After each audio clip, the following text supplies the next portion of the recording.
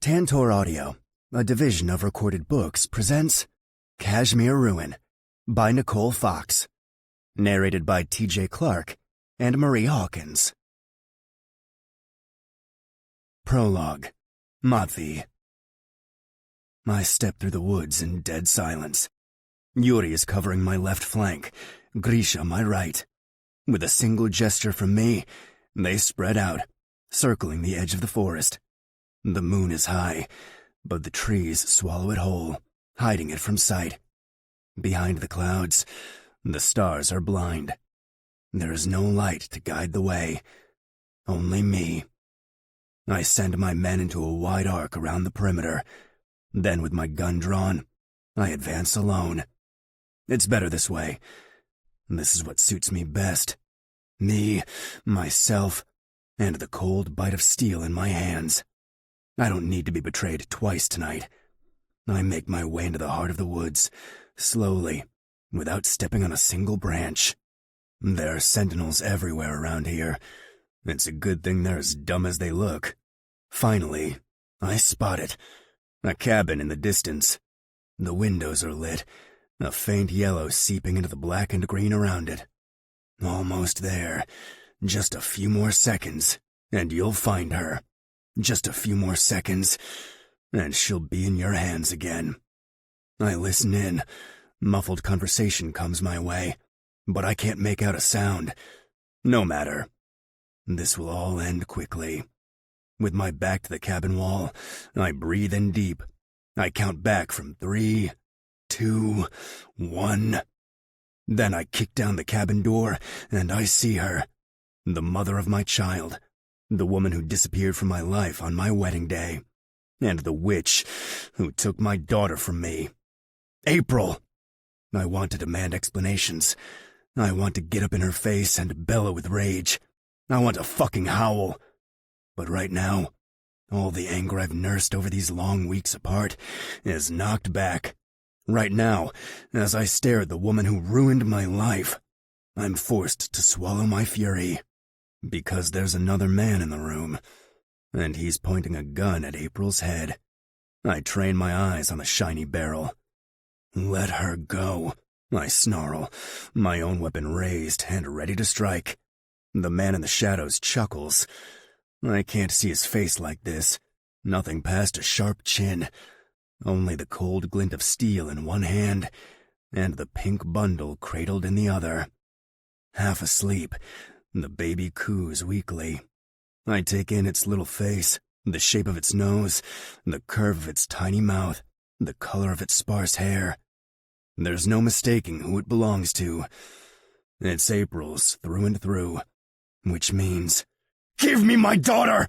I roar. But once again, the man simply laughs. There's something in his laughter that makes my skin crawl. Something fucking creepy. And fucking familiar, too. It can't be, I tell myself, forcing my grip not to waver. It's too early for this. We're not ready yet. I can't face him now. As if reading my mind, the man steps out of the shadows, slow, at his leisure, as if taking a stroll in the goddamn park. And then, when he comes in full view, my worst fear is confirmed. When he smiles that horrifying smile, teeth gleaming like fangs, I know there's no one else this can be. Only one person. You. Chapter 1. April. 24 hours earlier. Concierge, how can I help you? Looping the phone lanyard around my neck, like the noose it is, I start folding the towels. Though folding is a strong word. An even stronger word? Towels. A dirty kitchen rug would be less of a health code violation than whatever passes for cleaning implements around here.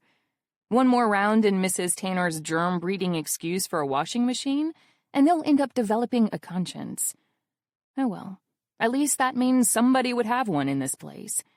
I don't think my current bosses ever had that problem. Certainly not Mrs. Tanner.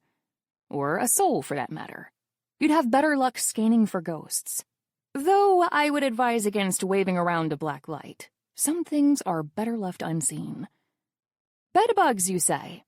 I ask the caller as I pile up the clean laundry. Again, strong word. Oh, those aren't bugs, ma'am. Not really. If anything, I'd say they're bed features. Ever heard of a cat hotel? It's a bit like that. Ms. Room 104 yells into my brain. It's an ear-splitting screech, a cross between a banshee and a dial-up modem. Nothing I haven't heard before. Ms. Tanner isn't big on what we'd call customer service. A one-star review. I try my best to gasp, but all I can manage is a yawn. How terrible. So sorry your experience hasn't been up to standard. Tell you what, I can recommend a good place to eat. I swear to you, the wontons are to die for.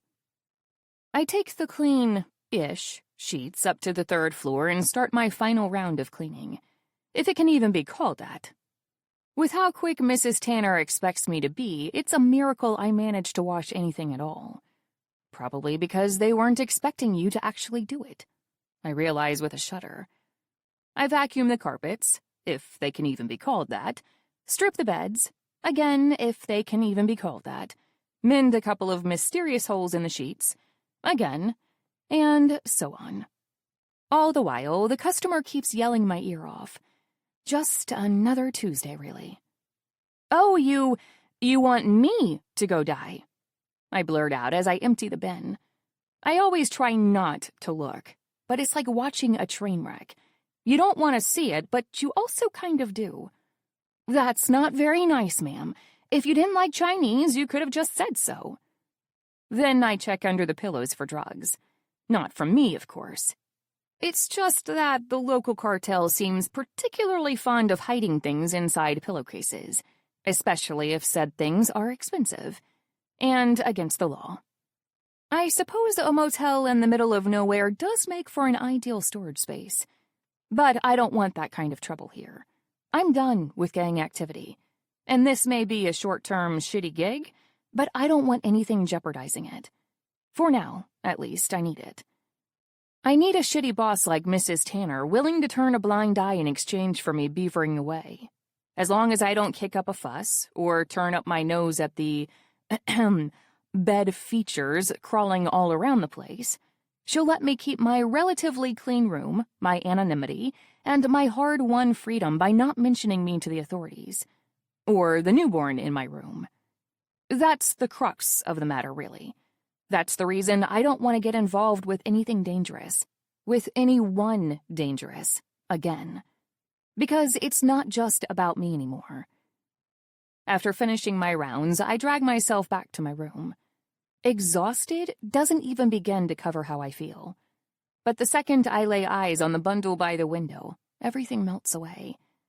As if sensing my presence, the baby stirs. She lets out a whine, grabby hands reaching up into the air. I cross the room and make my way to the crib. Hush, I whisper, taking her in my arms. Mommy's got you, Nugget. I smile to myself. It's hard to remember sometimes that it's not her name anymore. Hasn't been for almost 4 weeks. It's still a good nickname, though. She gurgles against my chest, demanding dinner. I swear. I shake my head as I oblige. Sometimes you're just like your father. As Nugget latches on, I let my mind wander. I try my hardest not to think of him. Every day, from the moment the sun rises to its last blink over the trees, I dive into my work and try to forget him. But sometimes, I let myself remember. Matvey. I breathe into the silence, too quiet for anyone to hear. I wonder if he'd like her. If he'd look at her with the same cold gaze he did me that last time we saw each other. Or if he'd let himself thaw. If he'd be warm with her as he once was with me. I wonder if he'd smile. It's pointless, I scold myself. You've already made your choice. I don't regret what I did. It was the only play I had left. The only thing that would let my child grow up free from the shackles I've struggled against all my life. I had to break the cycle. I had to break free. Even if it meant breaking free from him. Seriously? You're already sleeping again? I let out a laugh. In my arms, Nugget coos tiredly. She's a real sleepyhead. A dream baby, honestly. Just as cozy as she was in my belly. Though I have no idea where she gets it from. Certainly not from me. Certainly not from her dad, either. Just as I'm pushing away the thought of Matvey again, there's a knock on the door. A series of knocks, in fact, delivered with extreme precision. Come in! The door opens. The heavenly smell of takeout wafts in, making my stomach growl. Can we please change the knock? I can't stress how unsafe this is. Hey! I protest. What do you have against shave and a haircut? It's a classic. And that's exactly why it will be anyone's first guess. It's not a secret knock if the junkie down the road can do it. Bold of you to assume the junkies stay down the road, I mutter.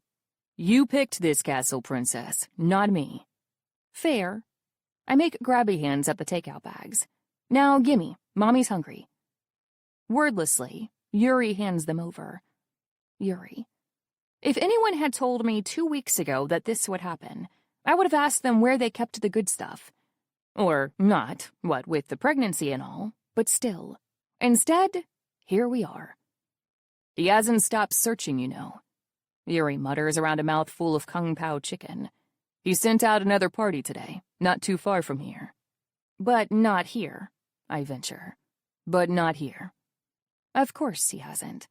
All this time, Yuri's been covering for me, overseeing the search, steering people away from the motel. There's no way I would have made it 4 weeks under Matvey's radar otherwise. How is he? I ask, unable to keep my mouth shut. How do you think? Yuri snaps, but without any real bite. If anything, he just seems sad. He's torn up inside, April. Hasn't slept a wink since it happened. Since... He lets the sentence hang in the air and finished. Since you helped me run. I finish for him. I regret those words immediately. Yuri's face tightens, darkens. His eyes fill with pain, with 1,000 conflicting feelings at once. Why did you, I finally ask, help me run? I remember it like it was yesterday. The hospital, the birth, the pain, the blood on the sheets, and the phone in my hand. Yuri, it's me. I need your help. It takes a while for him to speak. When he finally does, his voice is tight too. Matvey wasn't... He hesitates. He wasn't his best self back then. I can only imagine what that meant for you. He told me he'd lock me up in a cage and never let another man near me. I almost spit. But I managed to stop myself. Even if Matvey said those things, I can't imagine he fully meant them. Or that he meant them the way I took them. And if he did... Either way, Yuri doesn't need to hear it. He married Petra, I say instead. He has a legitimate heir on the way. He didn't need me. Didn't need us. Maybe he did, Yuri mutters, expression unreadable. Maybe he needed you more than ever. Maybe he still does. I don't reply to that. It's pointless anyway. I made my choice. I left. There's no coming back from that. Not with someone like Matvey Groza. Want to hold her? I ask instead. It's one of the best moments of the day, getting to drop my baby in Yuri's arms, watching his face go white and red at the same time, like he has no idea where his hands even go. But he's been learning. She really likes you, I say. Yuri winces. She likes everyone. She just wants something warm to snuggle into. I watch his gruff face slip into a smile and I melt. He looked so much like Matvey. You're going to be a great dad one day, you know? Yuri chokes on his next bite. I can't help it then. I laugh. I laugh with all I have. Things might be rough now. They might even be terrible. I'm at the lowest I've ever been, with no one to talk to but my daughter's spiritually teenaged uncle. And yet somehow I think it'll be okay. No, I know it will be okay. Because I'll make damn sure of it. Chapter 2. Matvey. Nice of you to join us, brother. At the sound of my voice, the rest of the Vori turn as one to the conference room's door. Sarcasm drips thick from my tone, but Yuri takes it without a word. He lowers his gaze, gives a quick bow of apology, and rushes to take his place at my side, not once dropping the beaten dog aura. At least he has the decency to look sorry. I can't say I'm fond of this newfound habit of his, disappearing into thin air at a moment's notice, being late to meetings, late to summons, when we both know perfectly well the difference a split second can make in a crisis. When you're Bratva, you don't get the luxury of being late, or of not being there at all. Anybody care to catch up my second? A few uncomfortable glances are exchanged. Gora clears his throat, while Apati shuffles on his chair, opening and closing his mouth like the world's fattest goldfish, neither one sure if it's their turn to speak. Finally, Ivan rises. The updates are few. His clear voice echoes in the conference room. We've ruled out the last of the neighboring states. So far, the search has been fruitless. Quick, concise, to the point, and most of all, merciless. 1 month. It's been 1 whole month since my child, my daughter, was spirited away by her mother, without a sign, without a word. Only a shitty letter goodbye. I keep replaying the contents in my head. April's accusations, her reasons, her traumas, excuses, all of it. That's what I keep telling myself, at least. If April truly felt that way, she would have said something. Should have said something. What if she tried, though? I silence that annoying voice at the back of my head. Trying isn't good enough. It isn't a good enough excuse to take my daughter away from me. You left her out of the blue. That stubborn voice presses on. You told her you loved her, then went to marry another woman. You let her think Petra was pregnant with your child. You didn't trust her with the truth. So what did you think was going to happen? Expand the search, I order.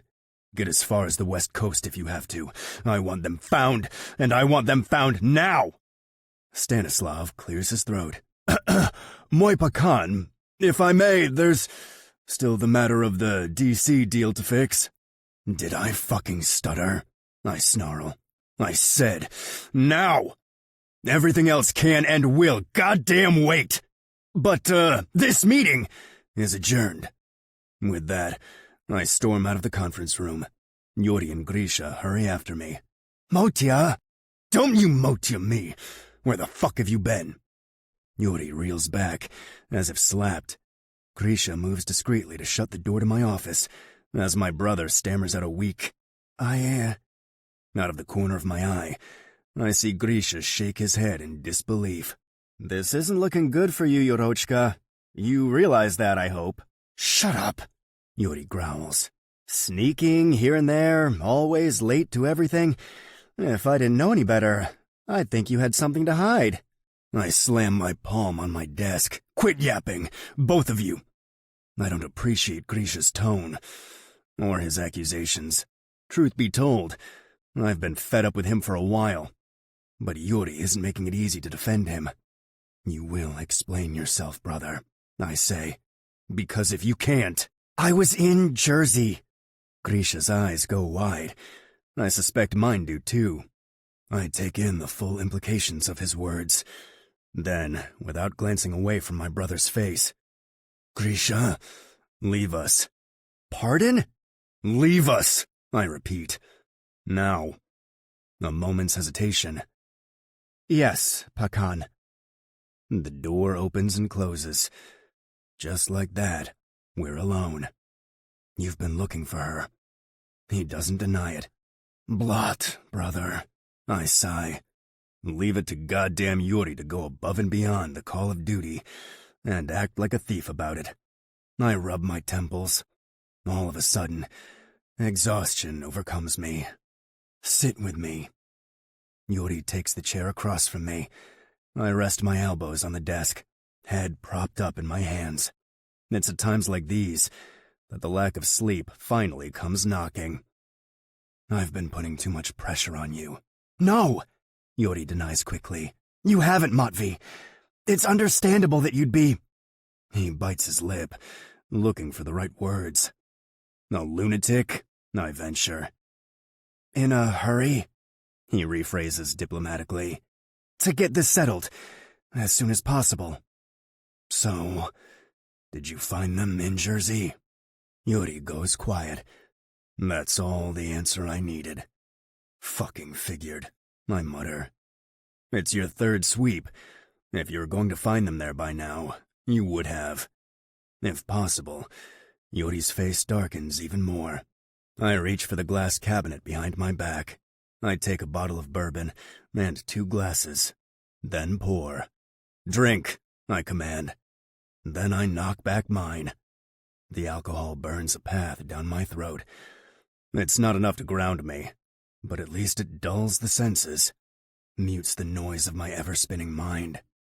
Then I remember the last time I had this drink with her. Neat, right? I have another job for you, I tell Yuri. He looks up at me from his glass, still untouched. Anything. I need you to tail Grisha. His eyes go wide. Grisha? Why? Just following a hunch. You don't think he's involved, do you? When I don't answer, Yuri pales. Matvey, you can't possibly... Think, I hiss. There's no way she could have disappeared on her own. Not when she'd just given birth, and with a baby in tow at that. But Grisha's loyal to you. Is he? I rise and start to pace. He was the only one who knew where she was. He'd been arguing with me all week about my choices, about how I treated. I grit my teeth. Even now, I can't bring myself to say her name out loud. He was unhappy with me, and maybe he was a little too happy with her. Matvey, this is crazy, Yuri protests. Grisha never showed any interest in... Then how? I roar. He had the means and opportunity. He had plenty of motive, too. Even if he didn't care for her like that. Or did he? Just the thought is enough to send my blood boiling. My third in command, setting his sights on my woman, the mother of my child. How much time together did they have? How much time did I leave them with? With the excuse of standing guard, or being invited in for tea, or... Motya, this is insane. Yuri springs up, taking me by the shoulders. He may be an asshole and a half, but he'd never betray you like that.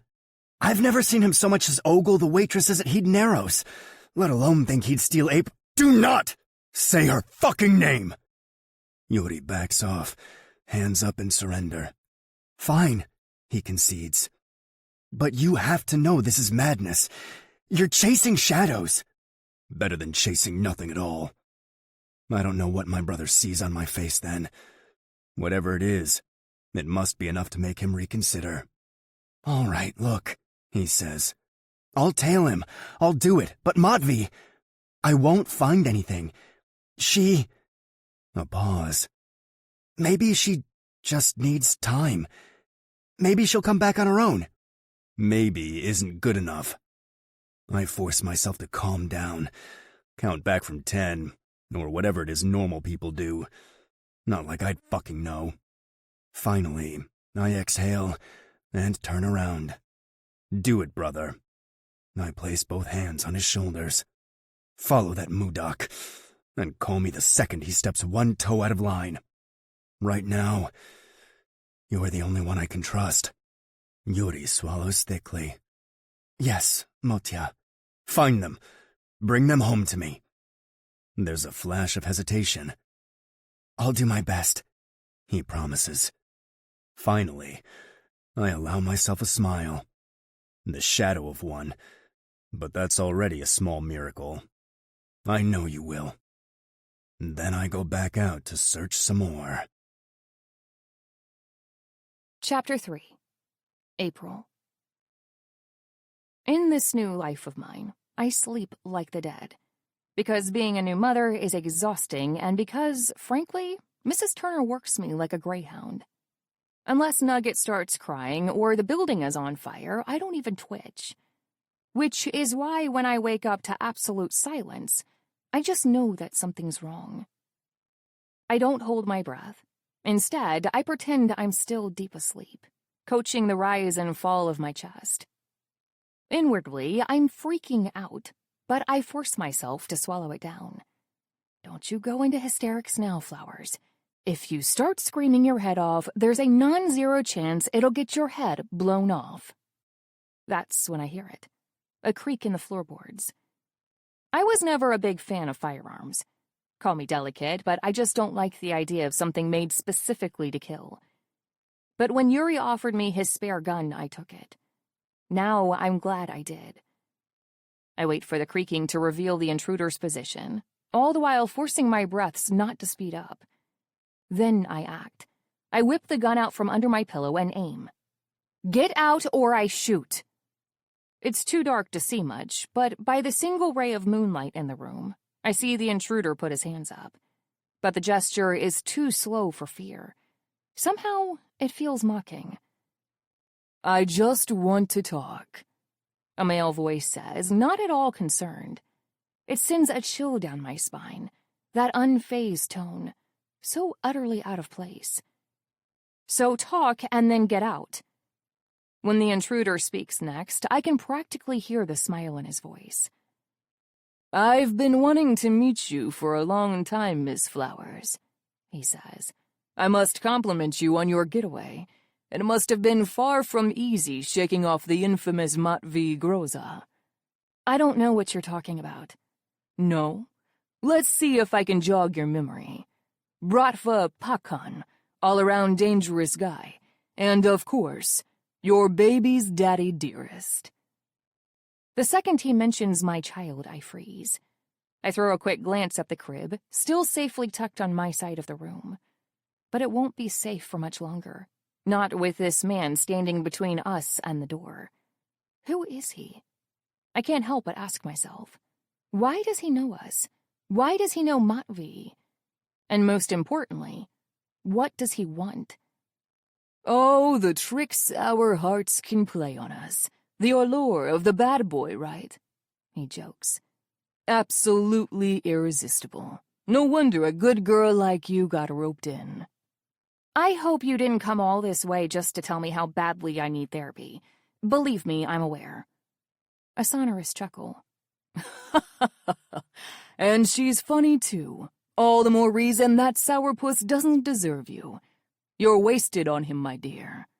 And let me guess, I should pick you instead. You flatter me. The intruder demurs. But I'm afraid I'm old enough to be your father. Another chill. This time stronger. Whoever this man is, he isn't half as harmless as he pretends to be. All the jokes, the facade, it's just another one of his weapons. Just like the gun in his grip. It's so dark I almost didn't notice it. If the clouds hadn't shifted and let the moon pick out the glint of steel concealed in his hand, perhaps I never would have. Not until it was too late. But he keeps pretending not to have it. So I keep pretending not to see it. Then I'm afraid I fail to see the point of our conversation. On the contrary, Miss Flowers, I believe we can help each other. Buy time. Whatever happens, just buy time. How? I ask, using my free hand to reach for my phone under the covers. Let's see, he hums. First off, you need protection. After all, you've got a bone to pick with the most dangerous man in New York. I don't have a bone to pick with him. Then he has a bone to pick with you. The man rephrases. A baby-shaped one, I'd say. Surely you've heard of the search parties. Of course I've heard of the search parties.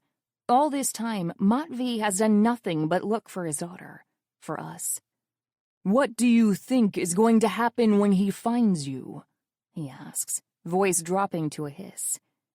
For the first time since this conversation started, there isn't a trace of humor in his words.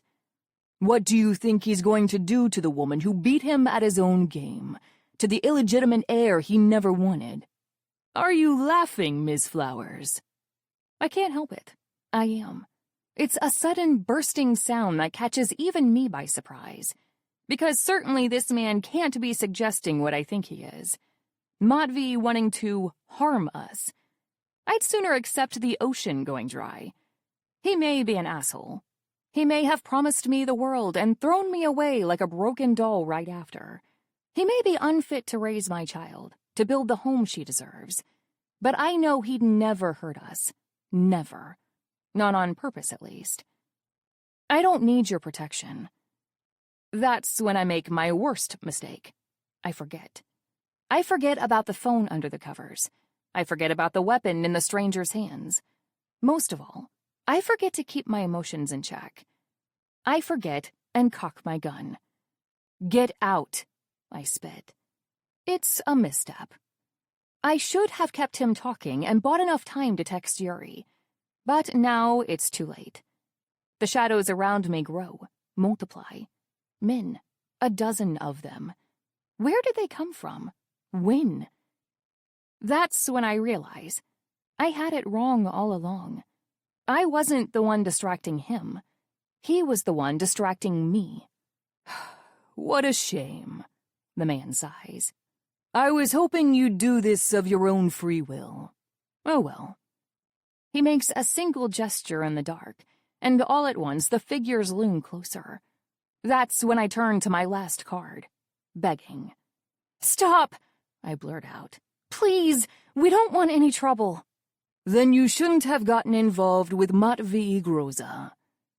The men descend on me. I see it play out as if in slow motion, 1,000 shadows falling upon me as one. I decide to pull the trigger, but again, I'm too late.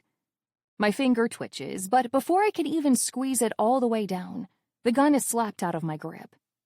As the back of someone's hand descends at the base of my neck, one last thought crosses my mind. My baby. I reach for her, but darkness takes me first. Chapter 4. Matvey. I'm startled awake by someone shaking my arm. Matvey, my brother's voice calls. Wake up! Something's happened! I pull myself up and check my watch. 2:33 a.m. It's the dead of fucking night, I snarl. My head's pounding with a hangover. It hasn't been an hour since I've actually managed to fall asleep. This better be good. It's about April. I freeze. You found her?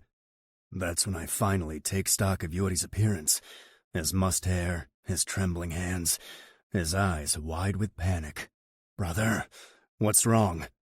I'm terrified. For the first time since that day at the hospital, I remember what fear tastes like. Yuri swallows. There's something I have to tell you. Then he speaks. Yuri, it's me. I need your help. I got her call at the wedding. Petra was off entertaining guests, and I'd lost sight of you in the crowd. I figured she was calling me because she couldn't reach you, so I started looking for you. But then she asked me to come alone. She gave me a hospital's name. That's the kind of thing no one wants to hear on a phone call. So I got there as soon as I could. That's when I saw them. April in her hospital bed, holding a bundle in her arms. I was so happy for her, for you both. I got closer to see the baby. I wanted to know if she looked like you. Then April said, I need you to help me hide. At first, I didn't understand. I couldn't understand. Why would April want to get away? Why would she want to hide your kid from you? Then she told me. She told me about what had happened between you two.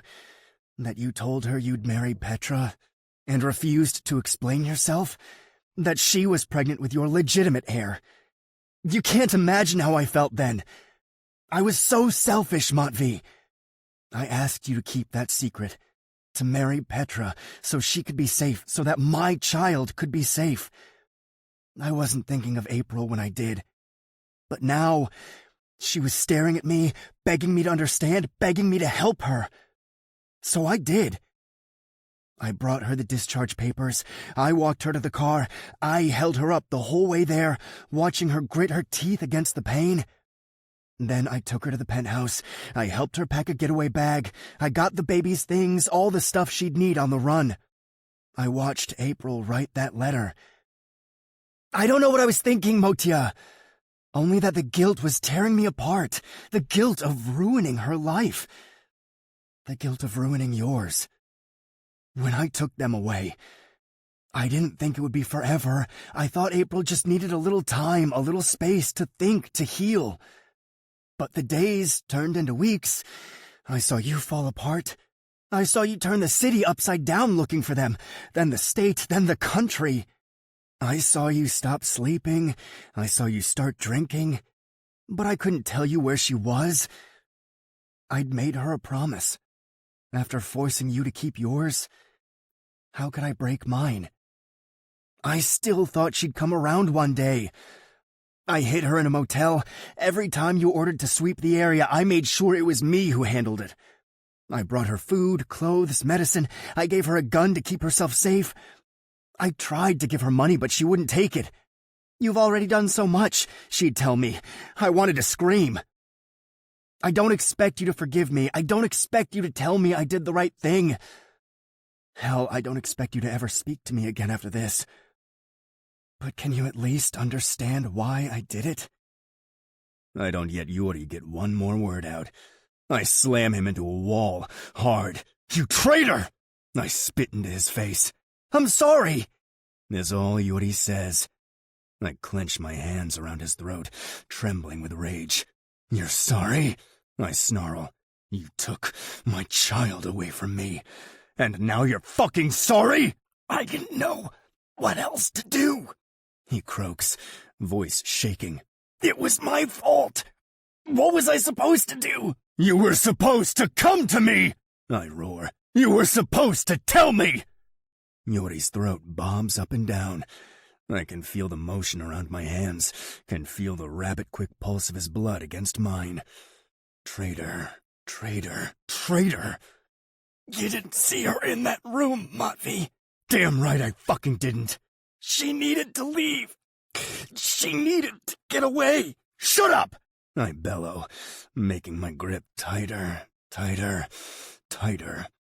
You don't get to talk about her. You don't get to... She was scared! He yells. She was scared! Of you! That stops me in my tracks.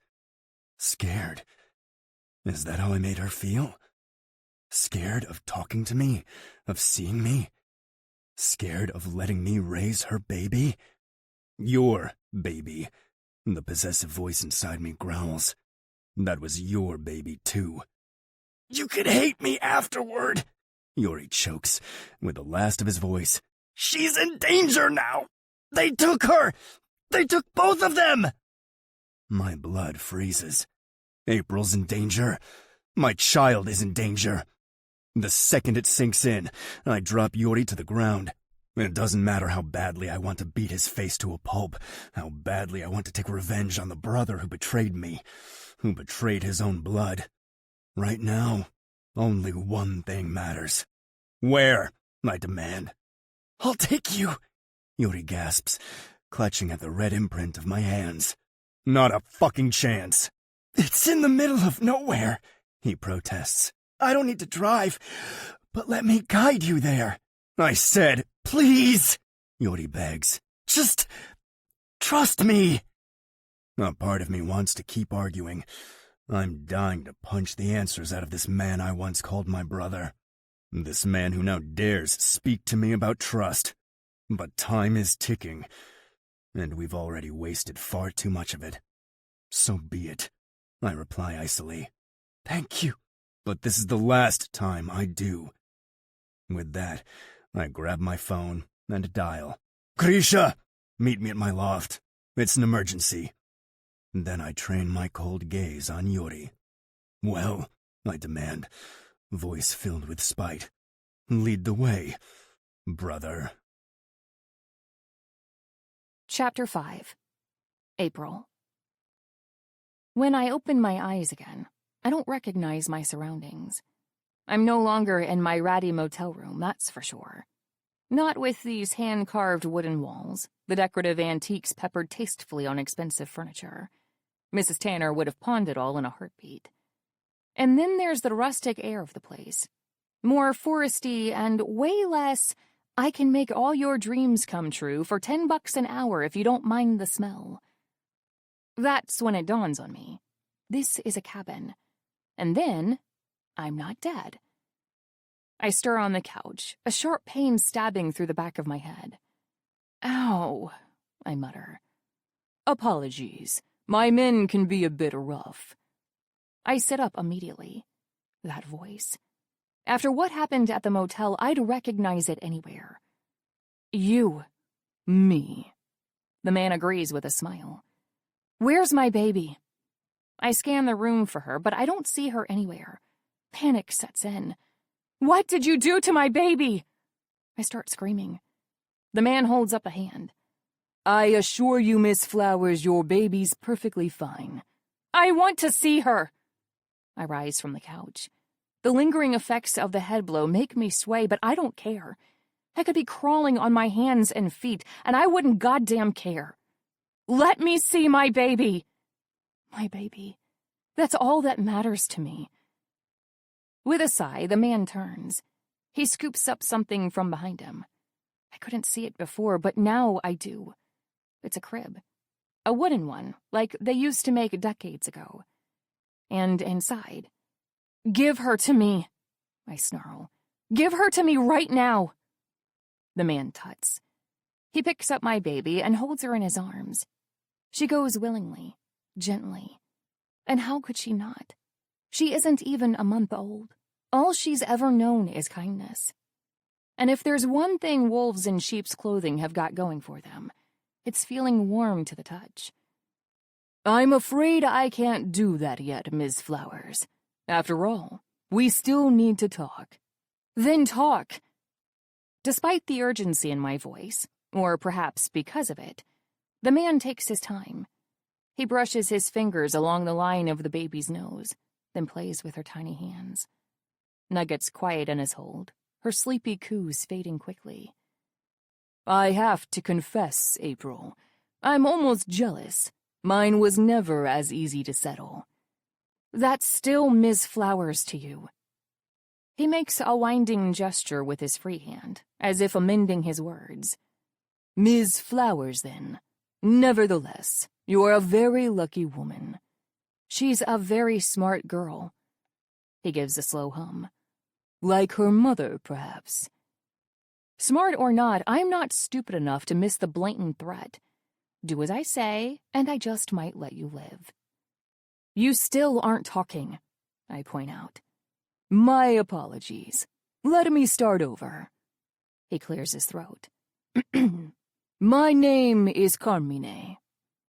I notice he pronounces it as Carmine. It's not a common name, not by a long shot.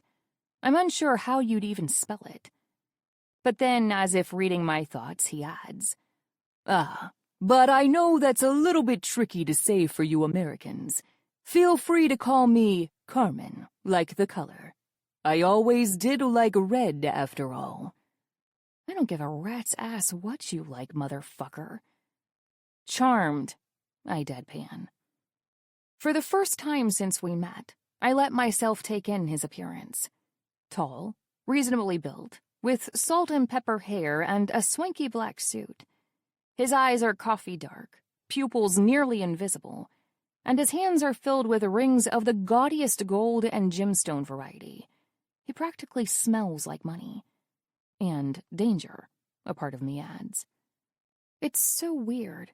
This man couldn't be more different than Matvey. The way he speaks, the way he acts. It all screams slimeball. And yet something also feels familiar. But before I can put my finger on what, Carmine speaks again. You can't outrun Matvey forever, you know. Sooner or later, he's going to catch up to you.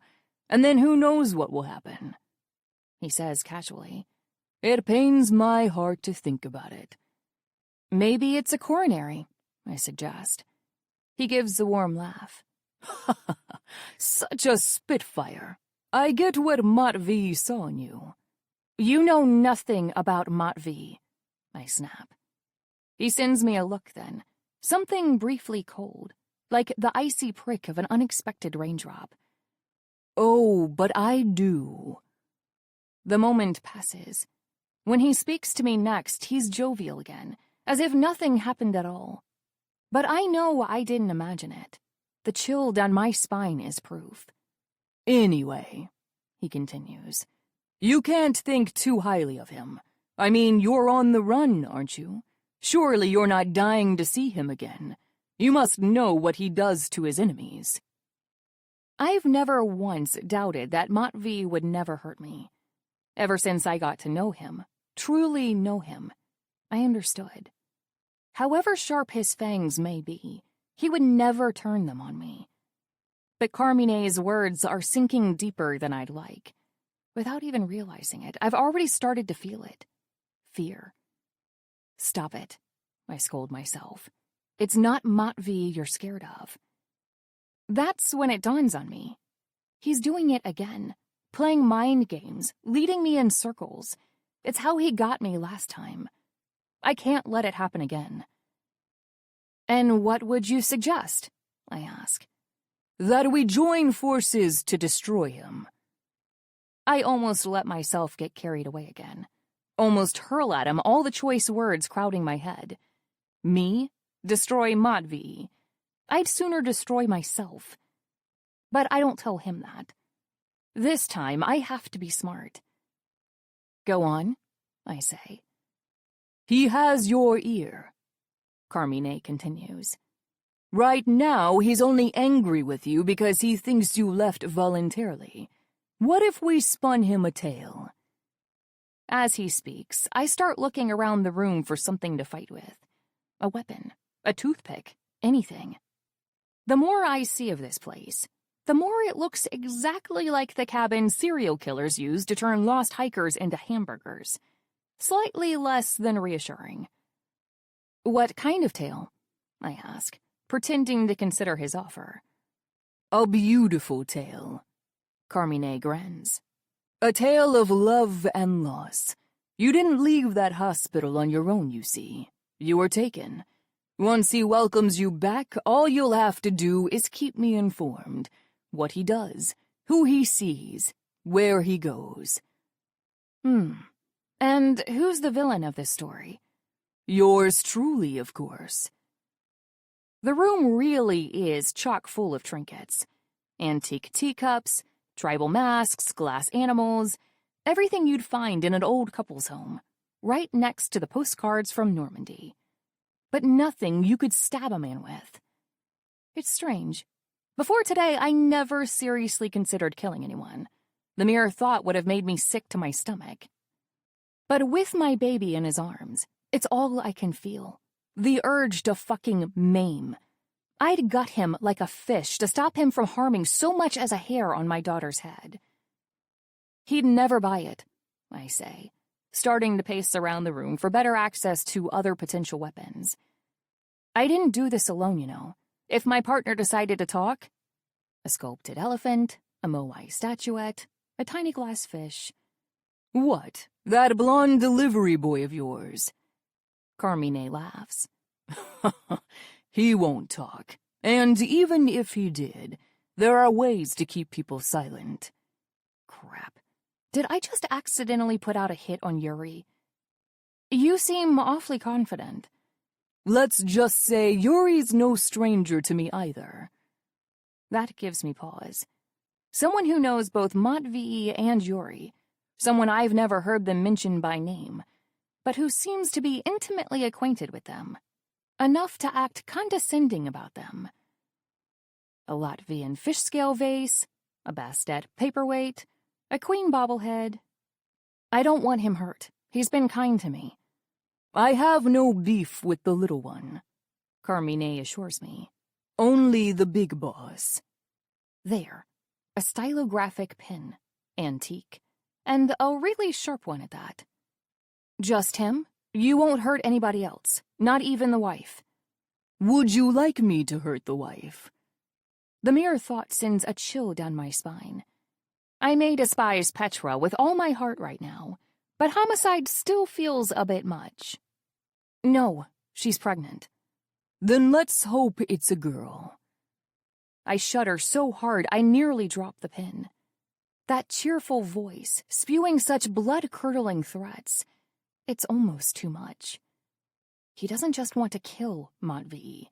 He wants to end him, wants to sever his line by any means necessary. For once, I'm grateful for old white men and their weird fixations on male heirs.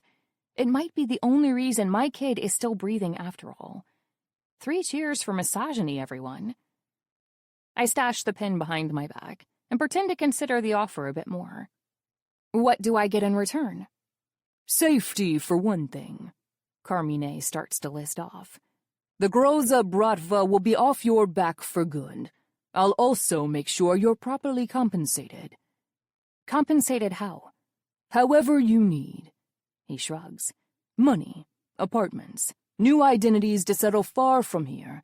Have you seen school tuition fees lately? Let me tell you, raising a child has never been more expensive, especially in this economy. You don't have to tell me that, I mumble. It's not the first time I've looked into the yawning chasm of my future as a single mother and shuddered at the horrors waiting for me there. Carmine looks pleased. So, can I count on your support? The pen is heavy in my grip, but I can't turn back now. Not with my baby still in the evil clutches of Smiley McCreepy here. Shall we shake on it? This is it, April. Sure, why not? Whatever you do, do not miss. I start walking. Carmine stays where he is, clearly used to having people come to him. God, I hope he doesn't expect me to kiss his gazillion rings. I'd die of old age. Carmine offers me his hand, not to kiss, thank the stars, and I put forth mine. The free one, the one that isn't about to commit the gravest sin of all. But is there any sin we wouldn't commit for our kids? As soon as his hand is in mine, I strike. I hold the pen like a dagger and descend, aiming for the tender spot between neck and shoulder. But Carmine doesn't even flinch. With a flick of his wrist, he twists mine and rids himself of my handshake. Then he bats the pen away. I watch my last hope fly through the air, clattering to the ground on the other side of the room. As soon as it hits the floorboards, it snaps in half. Pity, Carmine sighs.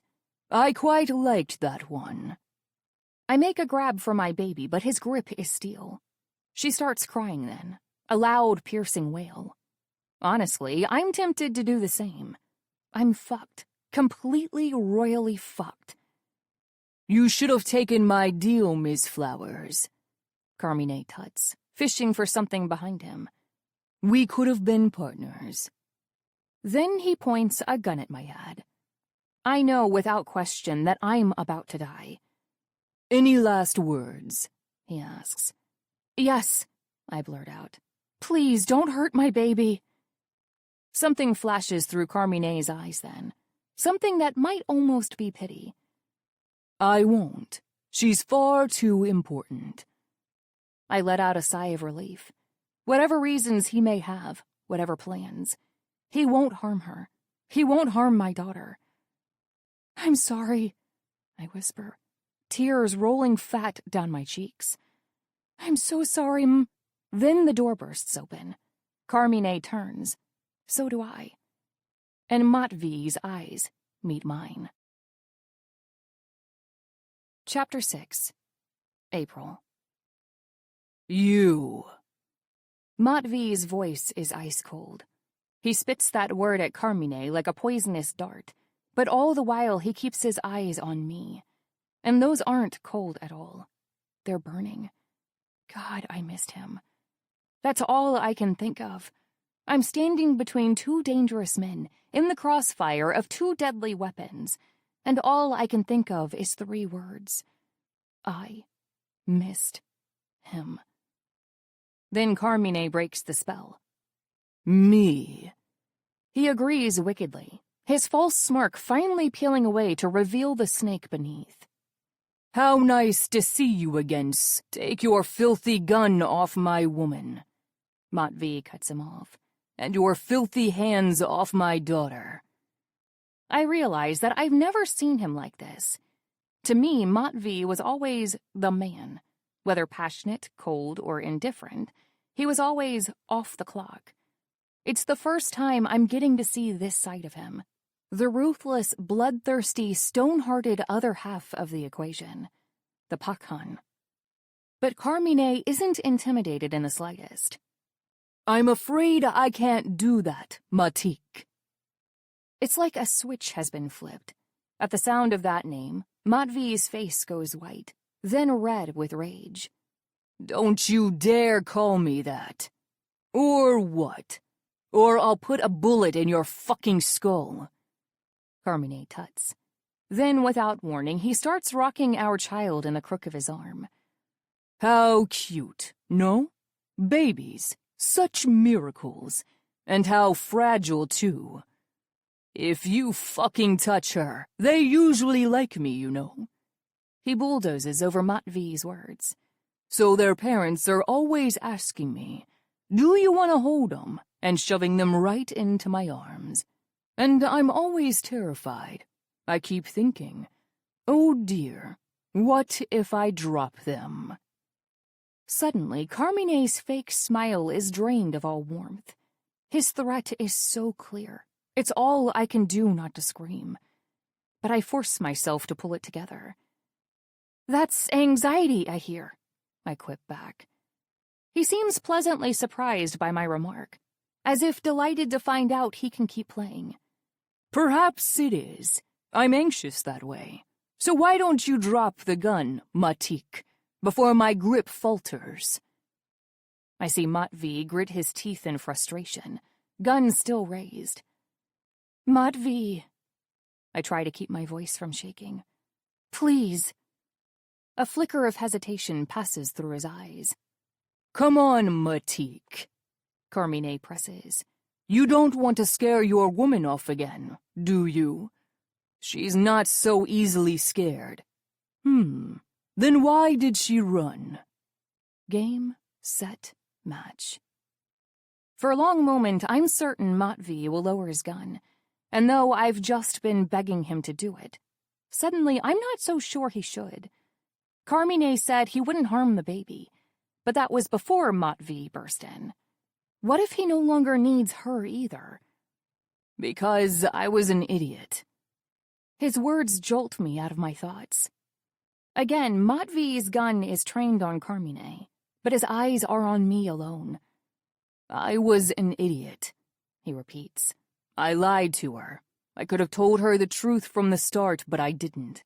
I just kept lying and lying, until she couldn't take it anymore. I was the lowest of the low, and for that, I'm sorry." I can't believe my ears.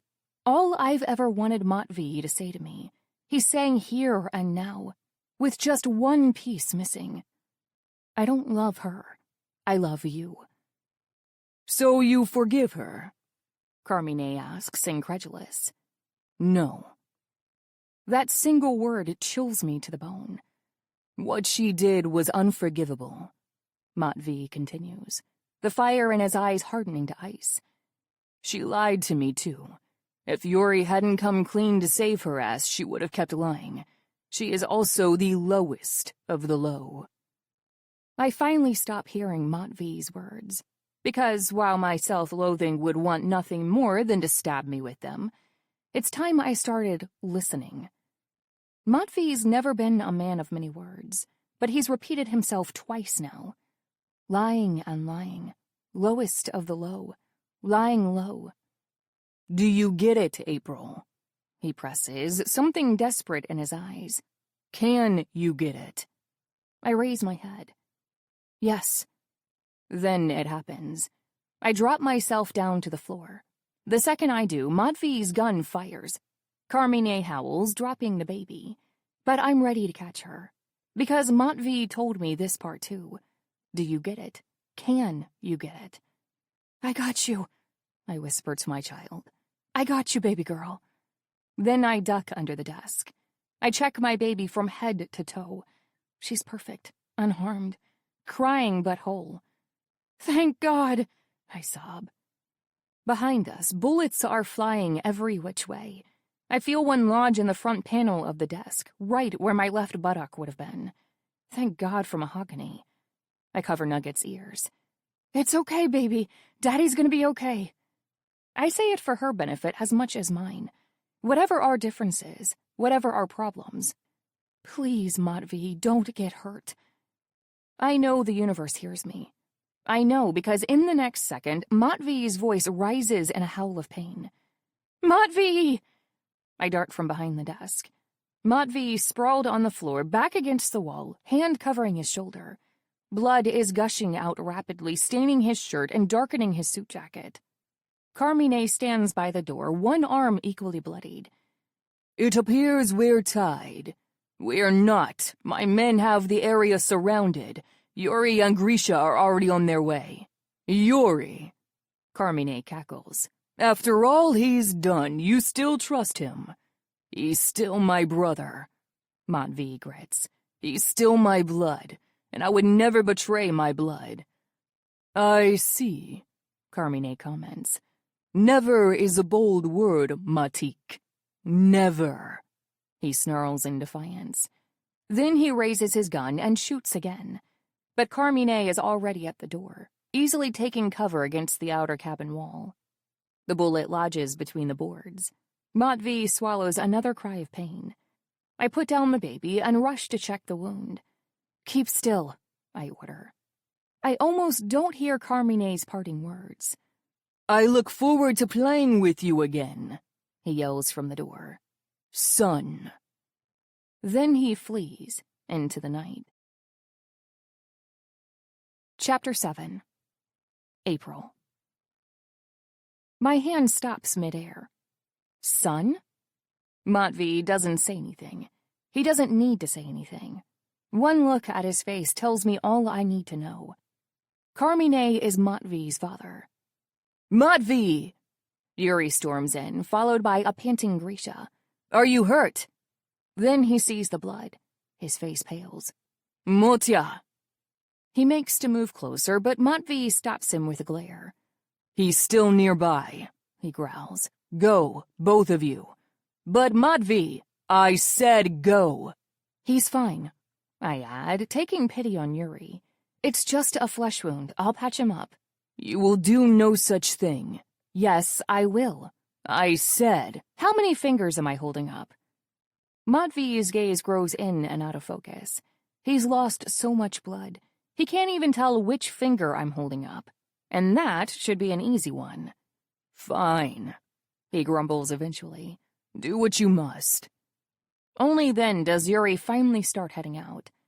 At the door, though, Matvey stops him. Yura, it's him. Yuri doesn't say anything to that. He simply stops, a heartbeat and a half, before obeying his Pakhan's orders and fleeing into the night after Carmine. No, after their father. Then the cabin turns silent. Matvey's gaze wanders around the room. Mine isn't any steadier. After all that's gone down, we're left with nothing to say to each other. Again. You shouldn't be so hard on him. Anything to break this wretched silence. I'll be as hard on my brother as I like, he growls back. It's my fault he did what he did. I put him in an impossible position. Believe me, I know. It's the way he spits out those words, filled with venom and contempt, that finally makes me snap. Did you even mean a word of what you said, or was it all just coded language? Matvey stays silent. I was an idiot. I'm sorry. No, I was the idiot, forever believing him again. Take off your jacket and shirt, I sigh. Matvey gives me a cold glare. I don't need your help. Yeah, you do. So either take them off or bleed to death. Then, because he might actually pick the latter, I add, I won't have you holding your daughter with blood all over you. At those words, he finally seems to remember the reason he's here. Because at this point, it sure as hell isn't for me. Where is she? I grab her from my other side. With the bullet wound, it's all Matvey can do to wait for me to place her in his arms. I don't make him wait long. As soon as he's stripped bare to the waist, I give her to him. My daughter. His daughter. The second I do, I feel faint. Because all my mistakes hit me like a freight train. His eyes light up. Every single muscle softens on his face, lips parting into an expression of pure wonder. It's like he's realizing it for the first time. I have a daughter. This is my daughter. And I'm the one who took her from him. What was I thinking? If I had my way, I would have kept her from him forever, kept her safe with me, where I knew she would be happy. That's what I've been telling myself over and over. She would be happy with me. But how could I truly know that? How can I still think that when her father is looking at her like she's the most beautiful thing he's ever seen? "Hello, little one," he breathes. For the longest time, he says nothing else, only stares into the eyes of his daughter. I swallow my guilt and take the opportunity to get up and look for what I need. I grab a bottle of whiskey from the liquor cabinet. If there's a good thing about murder cabins in the woods, it's that there's always a liquor cabinet. Then I grab my sewing kit. When Matvey sees me come back with the supplies, he frowns. "Where did you even get that?" "Thank Carmine. He saw fit to kidnap my bag, too." I pour a generous amount of whiskey on the needle and thread, then hand it to Matvey. "Here, sterilize the—" But he's already halfway through the bottle. "Wound. Never mind." Wordlessly, I grab another. As I give Matvey's shoulder a booze bath, he keeps the baby safely tucked in his other arm. Not a single drop touches her, of alcohol or otherwise. In moments, she's already fallen asleep. He's perfect with her. I think, with another stab of guilt. They're perfect together. "You can put her down, you know," I tell him. "She sleeps like the dead." "I'm not leaving her." "This is gonna hurt." "I said I'm not leaving her." Guilt stabs me harder. I pick up my tweezers and force my hands not to shake. Or my voice. "Fine. Have it your way." I don't offer him something to bite down on. He doesn't ask for it. "Check for an exit wound." He barks instead. "Already did. It's there." With that, we fall back into silence. After I'm done picking out the debris, I let my hands follow the familiar planes of Matvey's back, the taut muscles, the sturdy bones. I have touched this place so many times, hugging, caressing, holding on for dear life as I shattered around him. I didn't need an excuse then. Certainly not a life or death one.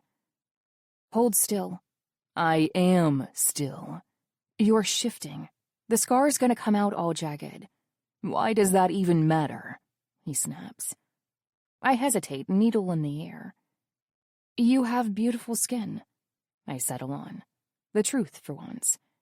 It'd be a shame to have it marred. To have it marred because of me.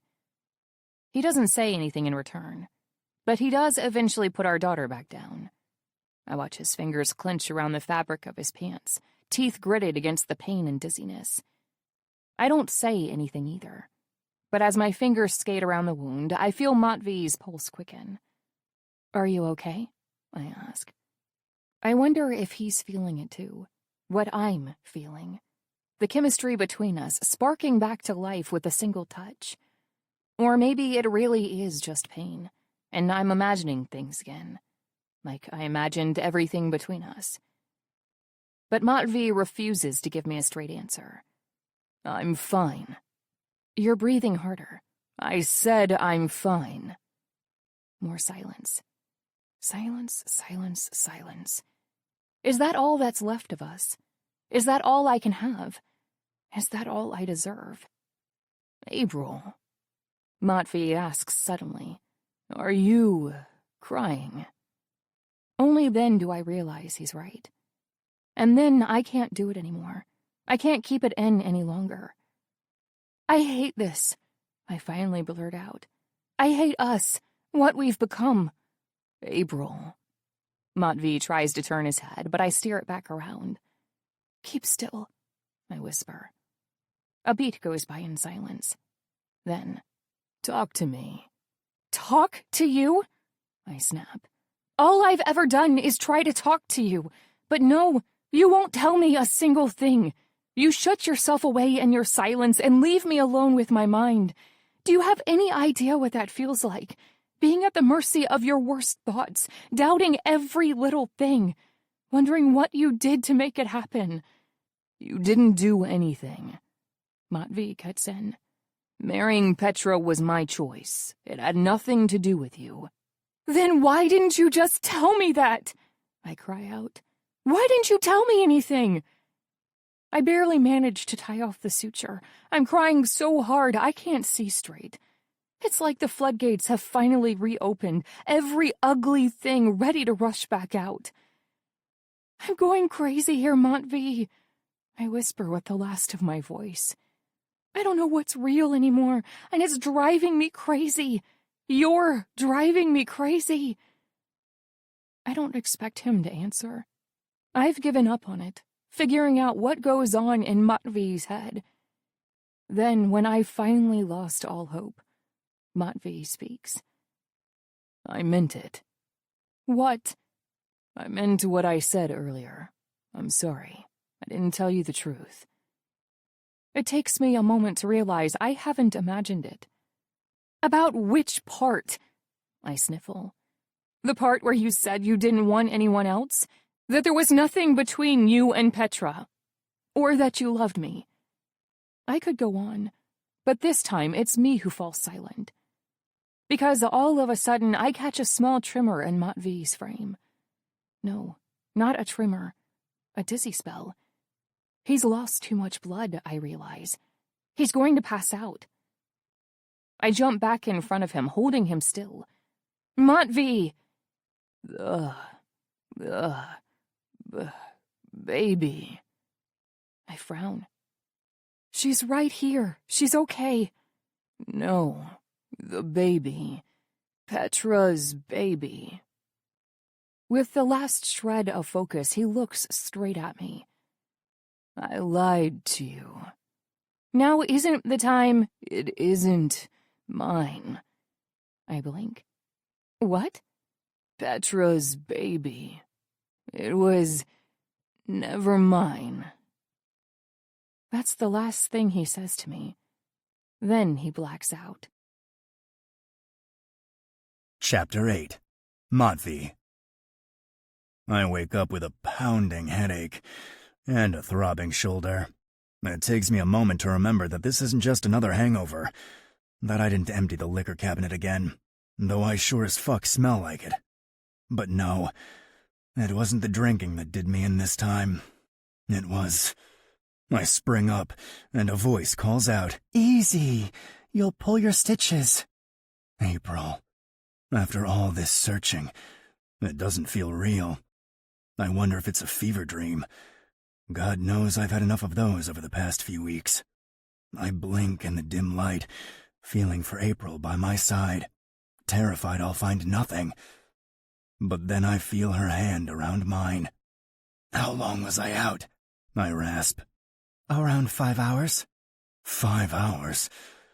That's the longest sleep I've had in a month. "The baby?" "Out like a light."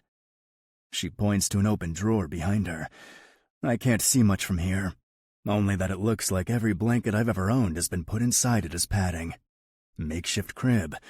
Smart. I shake that thought off. I shouldn't have praised this woman. Not even in my mind. Not for anything. She took away my daughter. She took away my blood. And she put her in danger, too. Carmine. I knew he'd make a move, but I wasn't expecting another so soon. Not after the DC deal mysteriously blew up. Because clearly, he had a hand in that, too. And not just that. The kidnappers, the assassins. From the start, it was all him.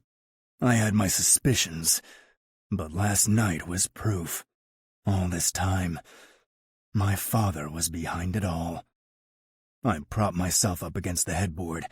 As my eyes adjust to the dark, I realize it must be near dawn. There's a pale ray of light filtering through the blinds, but it's weak, faint, like April looks right now.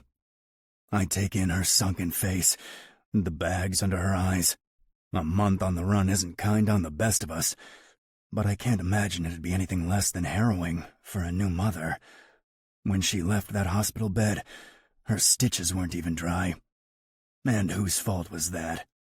I want to say hers, but something stops me. I'm going crazy here, Matvey. I don't know what's real anymore. Here. April interrupts my thoughts. Drink.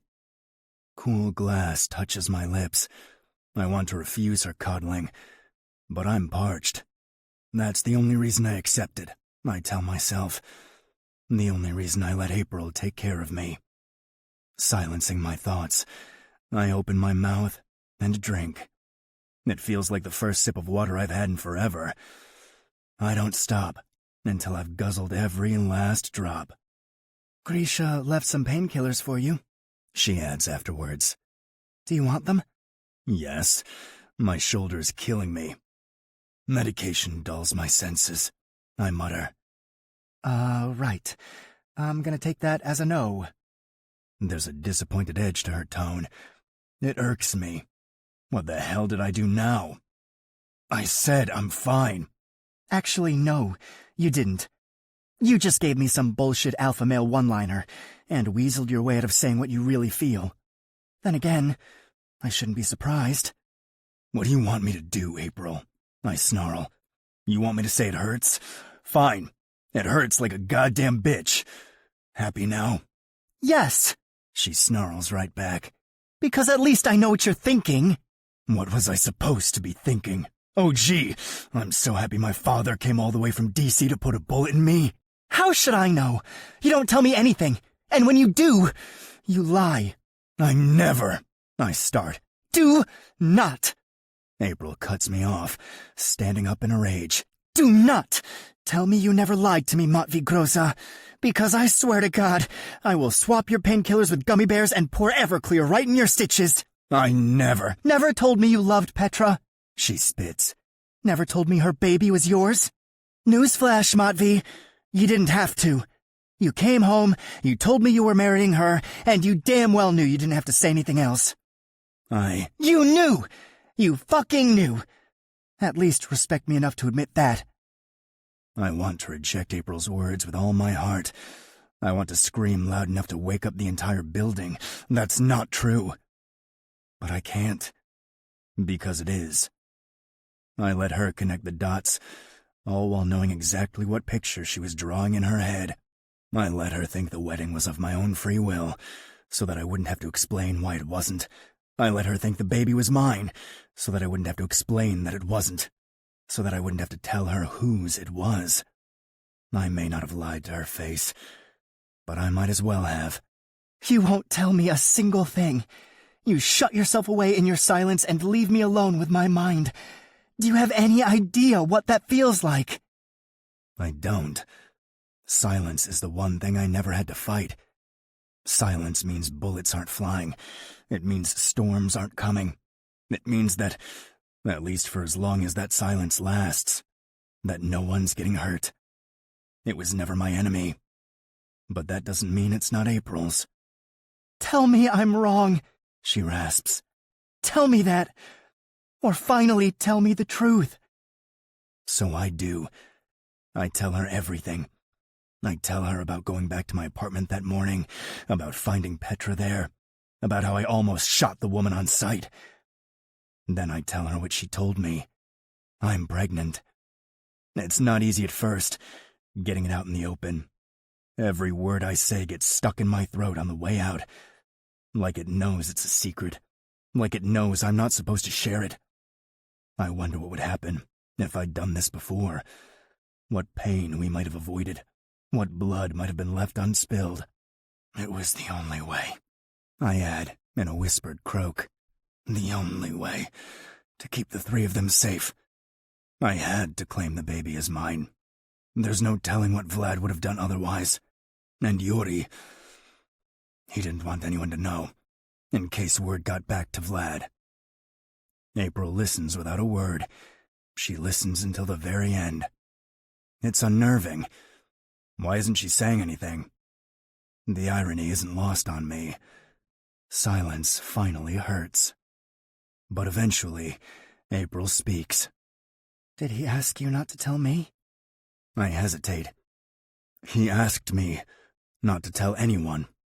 Right, but he didn't ask you not to tell me. I'm starting to get irritated again. What's with the sophism here? He said no one. What's the goddamn difference? I tried to tell you, I insist. The day before the wedding. Which was a whole week later. She objects. Why not tell me from the start? I want to say, because my brother asked, but I can't even get the words out. After all these lies, I can't bring myself to say another one. Because in truth, it was never about Yuri. I could have asked him to keep April in the loop. Hell, I could have demanded it. I was holding all the cards. I had no reason to compromise. But then that voice said, "Can you trust her?" I'm trying to find a better way to say it, a way that doesn't make me sound like a complete asshole. But April's had her share of silences, so it's only fair that she's gotten good at reading them. Right, she mumbles, stealing the words right out of my mouth. I'm not blood. Got it. I never chose Petra over you, I point out. I never loved her, April. Say it. Just fucking say it. You loved me? April fills in, but there's something off with her tone. Something dark and bitter. No, Matvey. That's just another lie. It's like a dagger to the heart. I clench the covers and rise, ignoring the biting agony in my shoulder. How would you fucking know? I roar. How would you know what I felt? Because if you love someone, you trust them, she yells into my face. And if you can't trust someone... That's when I notice the tears in her eyes. Then you don't love them, she rasps. Not really. I feel my rage rise. Every time I'm near this woman, I swear, it's like I can't control myself anymore. It all goes right out of the fucking window. I was right, though, wasn't I say. You couldn't be trusted. Tell me, April, did you think of trust when you kidnapped my goddamn daughter? She reels back, as if slapped. That's when a noise snaps us both out of it. No, not a noise. Crying. Oh, no. April rushes to the drawer. No, shh. Hush now, sweet thing. Mommy's got you. She picks up the bundle of blankets and starts rocking it in her arms. I'm sorry. I'm so sorry, May. A breath catches in my lungs. For a long second, I forget how it goes. One beat, then another. May, I echo. April turns to me, eyes suddenly wide. Yeah, Sorry, I didn't ask you what names you liked. I just always thought, if I ever had a girl... She holds the bundle out to me. Her hands quiver. With the utmost care, I take it. It's fine. I shake my head. It's a good name. It really suits her. May. My daughter's name is May. I'm a father. And speaking of fathers, Carmine was probably behind it all, I tell April, my face turning grim. The kidnapping, the break-in. Until I deal with him, you're both back under my protection. I don't leave her room to argue. Luckily, she doesn't. She may be a liar and a cheat, but from what I've seen, she's one hell of a mom. Okay, she says. Until Carmine's dealt with. Until Carmine's dealt with, I agree. It's a pact. We don't shake on it, but we don't need to. Our baby seals it for both of us. Chapter 9. Matvey. Minutes tick by, then hours. By the time Yuri returns, the sun must have traveled all the way across the horizon, because the room has grown dark again. Not that I've been keeping track. I was too busy watching something else. Matvey? I put a finger to my lips. Quiet. She's asleep. With a nod, Yuri walks around the currently occupied couch. Must have been one hell of a night for April, too. I didn't mean her. My brother reels back at my harsh tone. I watch his gaze linger on April out of the corner of my eye, one hand darting out to fix the blanket she burrowed herself into. My bad. I force myself not to bite it off at the wrist. Silent, Yuri creeps closer. That's when he spots her, bundled up in blankets, tiny hands curled in tiny fists, safe in my arms at last. My daughter. Oh, her. Yeah, she's a real sleepyhead. Guess you'd know better than me. Hurt flashes across my brother's face. Mot, Don't, I warn. No more excuses. Grimly, he nods. I'm sorry. No, you're not. What? You heard me. I force my voice into a low, even tone. You're not sorry. Given the choice, you'd do it all again. You don't know that, he rasps. Yeah, I do. Motya. Because I'd do the same too. For a second, Yuri looks stunned, like he'd been expecting to be mauled by a wild wolf, only to get his hand licked instead. You do... what? Protect my blood. I can tell my brother has no idea where I'm going with this. Truth be told, until a few hours ago, my own mind was a mystery to me. This past month, it was hell on earth. I had no time for clarity, no time to sit down and just think. But with my daughter in my arms, it's all finally coming together. You didn't trust me. No, that's not... Yuri starts, but I cut him off. You didn't trust me, I repeat, because you saw I wasn't myself, with you or with anyone. And because of that, you lost faith in me. Next to me, Yuri shakes his head once. You were helping me. Of course I trusted you. No, you didn't. When you trust someone, you tell them the truth.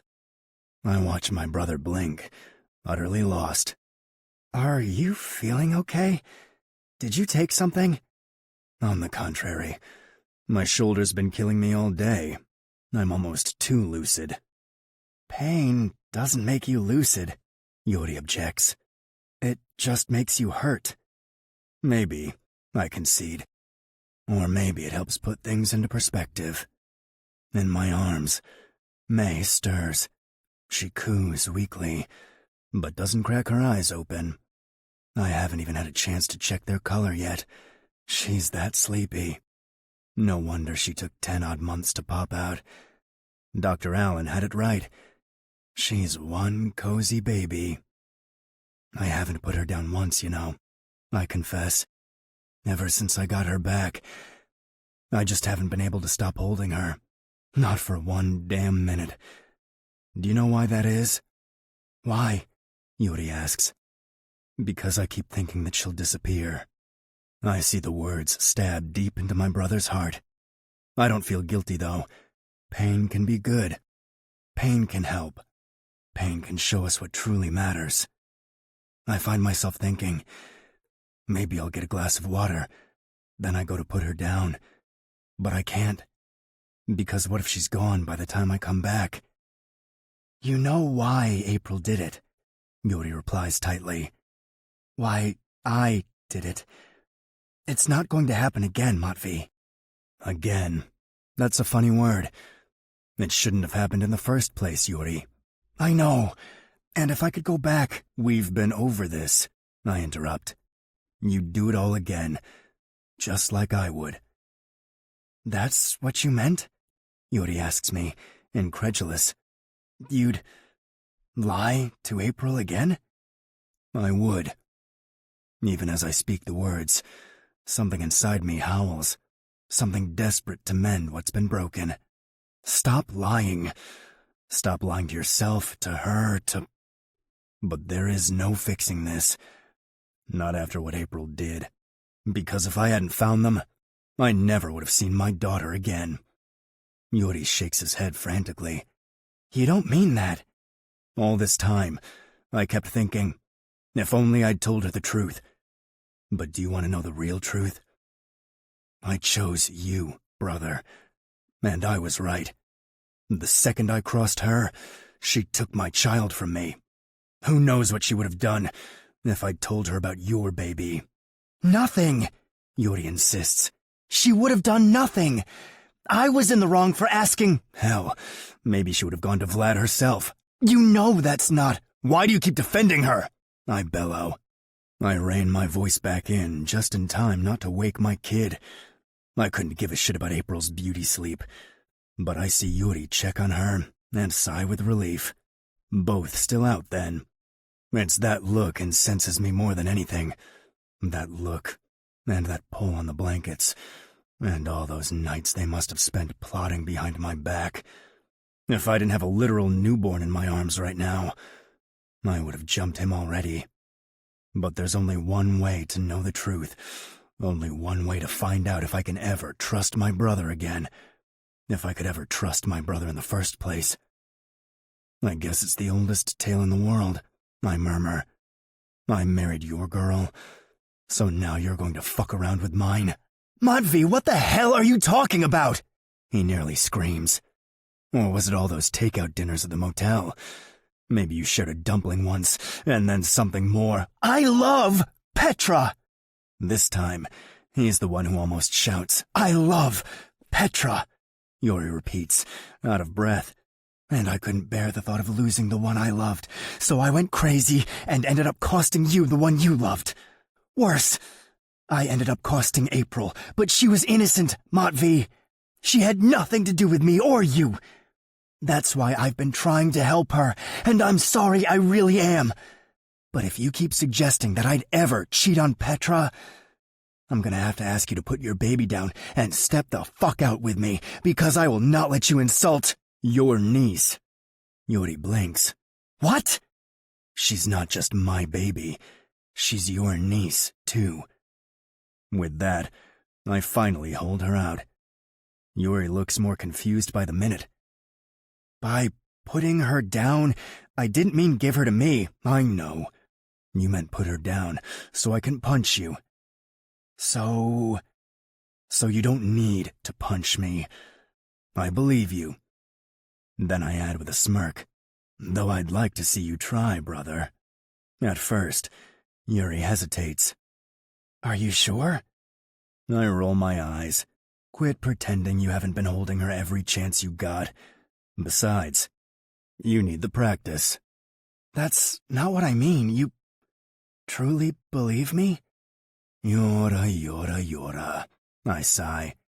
If I really thought you'd been fucking my woman, do you think you'd still be standing on two legs? His face drains of all color, but that finally seems to convince him, because he leans in to take the bundle from my arms. You trust me with her? He asks in disbelief. I watch him pick her up slowly, carefully. All these years you've stood by my side. Don't think I didn't take notice. I know you can be kind of an asshole. You can lose the kind of, Yuri mutters. But I know you've always been in my corner. I continue, pretending not to hear him. Cheeky brat. You may have fucked up this time, but I know that, in your own misguided way, you were doing this for me too. You got in too deep. Didn't understand what the fuck you were doing. And how could you? You're not a father yet. Matvey. But you will be. And I'll be by your side for that too. Yuri's eyes are wet. Jesus Christ. Could he be any more of a crybaby? So, you forgive me? He croaks. This time, yes, I answer. But there won't be a second, Yuri. If you ever lie to me again. He looks like he's choking on something. Words, maybe. Or regrets. Matvey, there's something I need to... You don't need to say anything. I cut him off. You're forgiven. But after all, we're blood. He stops. That's why you're forgiving me? he stammers.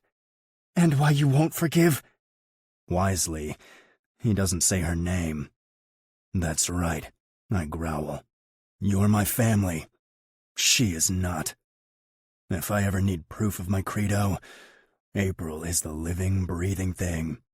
The wolf in sheep's clothing who snuck past my defenses. I won't let her take another bite out of my heart. Never again. Regardless, she's family to my daughter. Arrange for both of them to be moved back to the penthouse. I want them there ASAP. Right, Yuri mumbles. right, I'll get on that. I frown. Are you feeling all right, brother? You didn't get shot out there in the woods, did you? No, I'm a bit overwhelmed, I guess. Need to take this all in. Then he hands me back my kid. I shake my head and smile. My first real smile in a long, long time. Go. Double the guard around the penthouse. Remind everyone you're still my number 2. With a nod, he stands up to carry out my orders. Oh, and brother... He turns back to me. Yes? Never betray me again. I watch his lips press into a tight, scared line.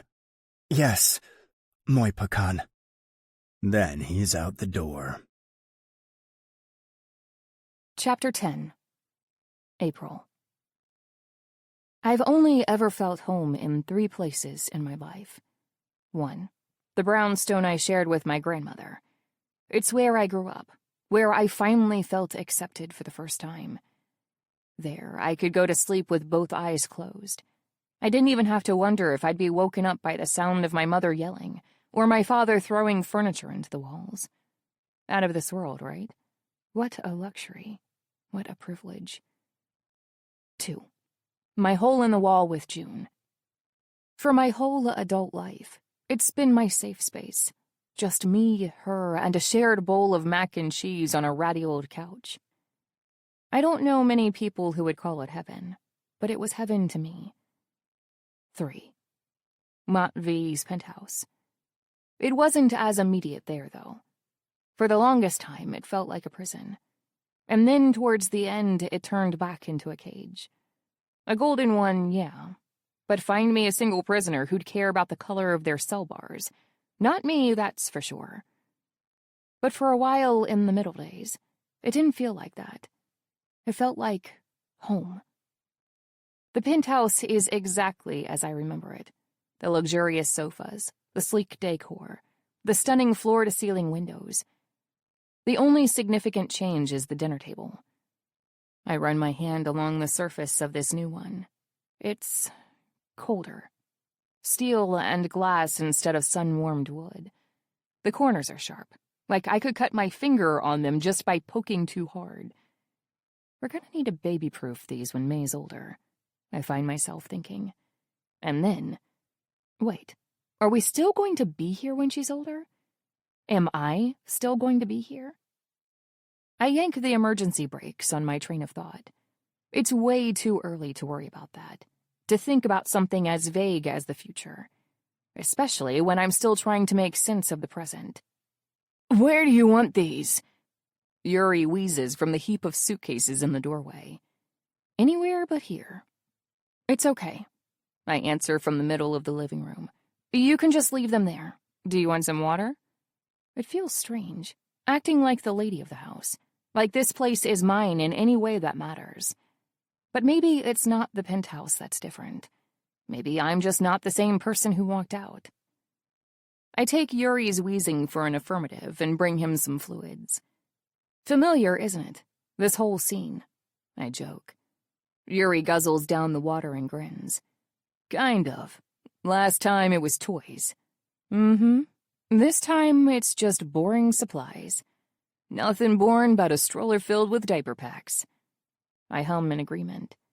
If I've learned anything in these past few weeks on the run, it's that newborns need a lot of interesting things. So interesting, in fact, they can cost you an arm and a leg and a plasma donation. Last time you had to haul everything inside on your own, too. Yuri shrugs. Last time was an apology from Matvey. And this time? His face dims. This time it's an apology too, he mumbles. An apology to Matvey. I read between the lines. Guilt pierces my heart. I should be getting used to the feeling, shouldn't I? Being the worst thing that's ever happened to everybody.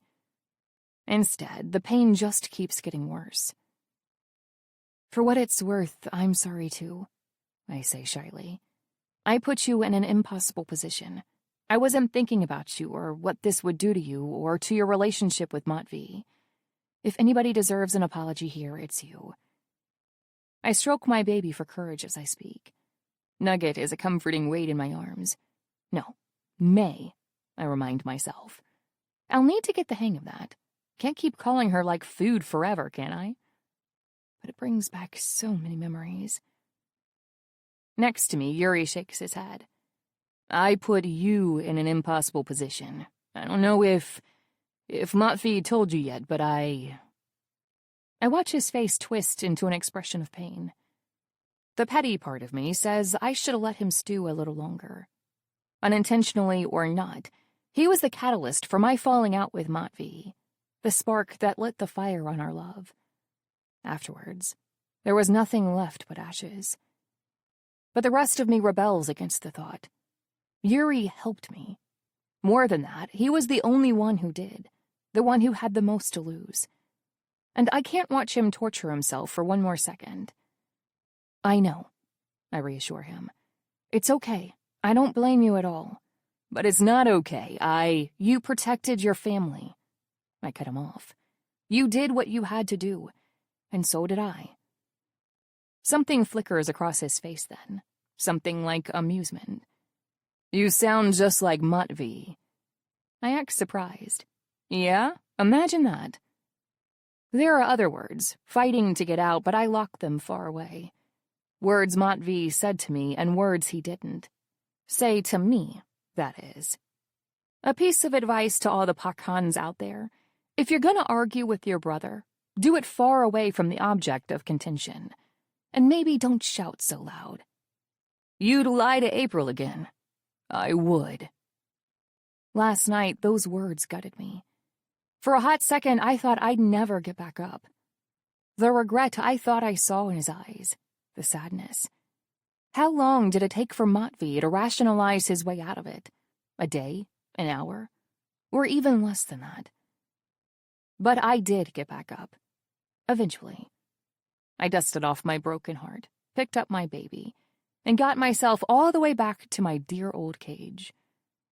If there's one thing parenthood taught me, it's to bleed in silence. Who knew it'd be this hard, huh? I muse out loud. Being parents. Yuri makes a choking noise in his throat. I wouldn't know about that. Yeah, you do. You're a dad in the making already.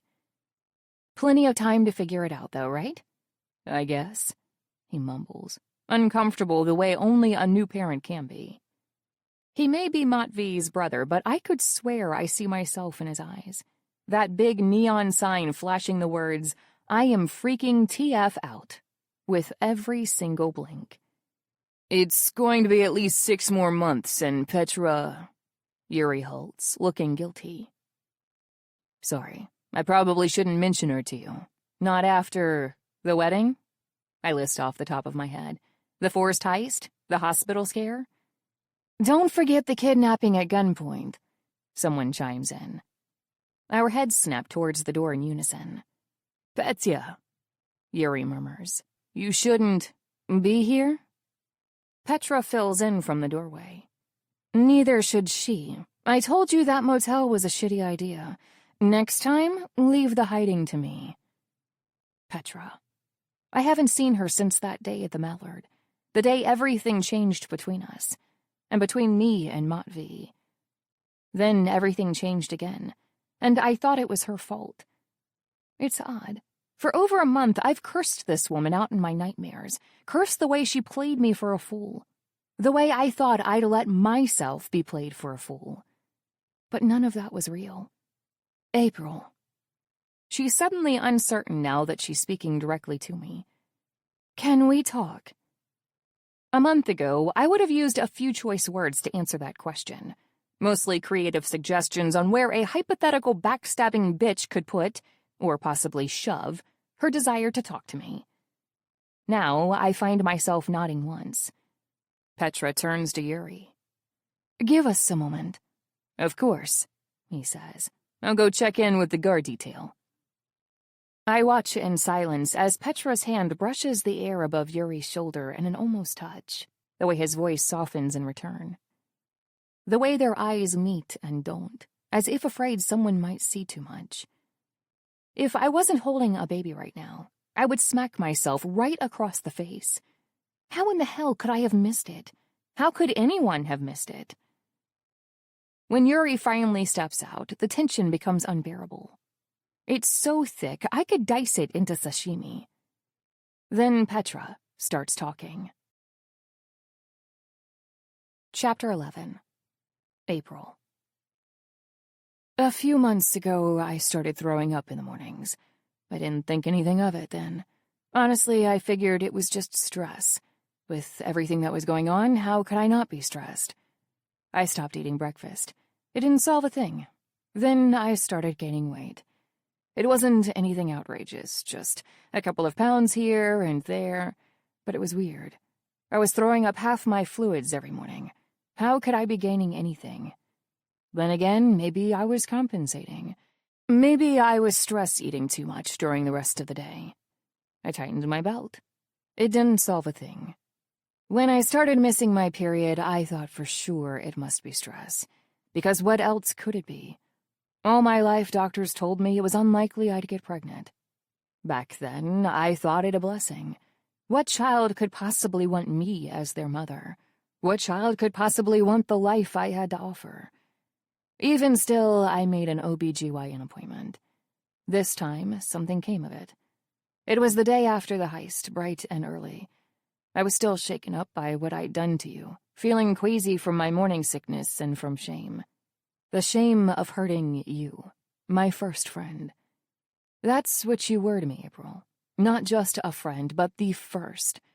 Lena and Julia are my knights, but you were the queen on the other side of the board. You had every reason to want to eat me whole. Instead, you made a friend of me. You knew I was a killer and you didn't care. You knew I wanted you gone and you didn't fucking care. How could I not think of you as a friend in return? Yuri offered to take me to the appointment. I said no. I could take care of myself. It was probably nothing. But then it wasn't nothing. Yuri. I never meant for that to happen either. For us to happen. With the alliance and the wedding plans and everything else our Bratvas had going on, the last thing I needed was a complication. But love is never simple. That's right. I fell in love. Feel free to laugh, but I did. I fell in love with my intended's brother. What a cliché, right? Wake up, Jane Austen, 'cause I have a new novel for you. I could have handled being in love, though. I could have buried it in the same shallow grave my enemies shared back in Russia. I could have killed it in the snow. But then he did the worst thing he could have done. He loved me back. He loved me first, actually. I could tell right away. He was respectful, distant, but he liked me. That's what I thought it was at the time. Like, not love. Another first I didn't see coming. But it was never meant to go this far. To bring ruin to all our hopes and dreams. They say a child is a blessing regardless of the circumstances. Whoever they are, they never met Vlad. I knew my father would kill me for this. That he'd bury me in the shallow grave of his enemies. That he'd bury Yuri. That he'd bury our child. So I did the only thing I could think of. I turned to Matvey. I asked him to protect us from everyone. I'm sorry, April. If it's the last thing I get to say to you, I want it to be this. I'm sorry. I am so, so sorry. I never meant to harm you. I never meant to harm your baby. I don't know what I was thinking on the day of the heist. Maybe I wasn't thinking at all. And afterwards, I just didn't want us to die.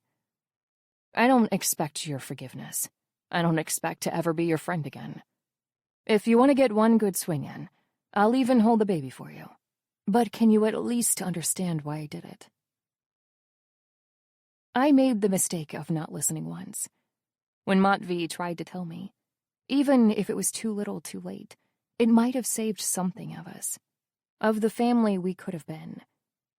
So this time I listen. This time, I let Petra get every single word out.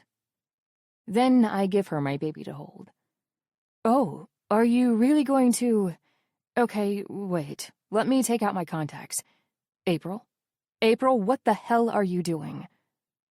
I wrap my arms around her. It's like trying to hug a jellyfish. All she does is squirm. Shut up, I tell her. Just shut up and take it. For a few seconds, Petra stays frozen in shock. That's not how you punch someone, she points out. I can't punch you, Petra. An indignant huff. What, because I'm pregnant? Because I'd break my hand on that thick skull of yours. Now shut up and let me hug you. Why? She whispers in the end. And isn't that the question of the year? Why? I could say it's because forgiveness is a virtue. Because Dominic sent me to Sunday school every week and some of it stuck. Or because I'm just that good of a person. But the truth is, it's because I'm tired. I can't hold another grudge. I just can't. It's exhausting, being angry with the people you love. It takes everything out of you. Matvey's already doing a stellar job of hollowing me out. I don't need to get any emptier. And maybe I just want my friend back. That's for me to know and for you to wonder about forever, I answer with a sniffle. So it's torture you're choosing. Hell, we might make you Bratva yet. Petra sniffles back. Jeez, look at us. Tears, snot, and hormones. Such sexy ladies. Truth is, I really need a mannequin. I can do that. Just be warned, I've gained half a size. Oh, half a size. Boo-hoo, poor you. We're separated by May protesting the lack of air. Sorry, I laugh, tickling my baby's cheek. Don't like being squished, do you? Only then does Petra finally seem to realize what she's holding. God, she's beautiful, perfect, just like her mother? A stink bomb, she grimaces. I take a whiff and realize she's right. Oh well, you get used to it. Petra's eyes widen in terror. It's the most satisfying thing I've seen all day. You most certainly do not. Guess we'll know soon enough, mommy-to-be. We're interrupted by a panicked guard shouting, Hey, all of you, you can't be— April! 3 voices converge at the entrance. 3 voices I would recognize anywhere. My family. June is on me in seconds, followed by Corey and Rob. I barely glimpse Petra making a quick getaway. God, she really hates crowds, doesn't she? And displays of affection. I swear, she's more terrified by hugs than firearms. What are you 3 doing here? I balk. We were worried, June yells. You disappeared for a month, Corey scolds. I heard you left with stitches. I heard you got shot at. Where did you hear all that? I yelp. From the doorway, another familiar figure emerges. Apologies, Miss Flowers. Grisha bows.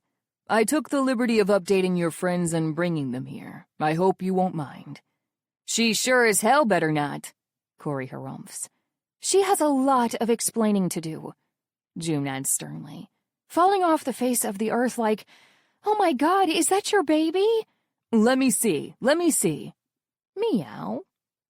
I mouth a silent thank you to Grisha over June's shoulder. Then, wait, who meowed? Rob raises his hands in protest. Wasn't me. Then I notice the carrier on the ground. Is that Mr. Buttons? June grins. Thought you could use a pick-me-up. Still no pets allowed here? And no friends? Corey asks with puppy eyes. I think back to Matvey's draconian rules. No visits, no guests, no nothing.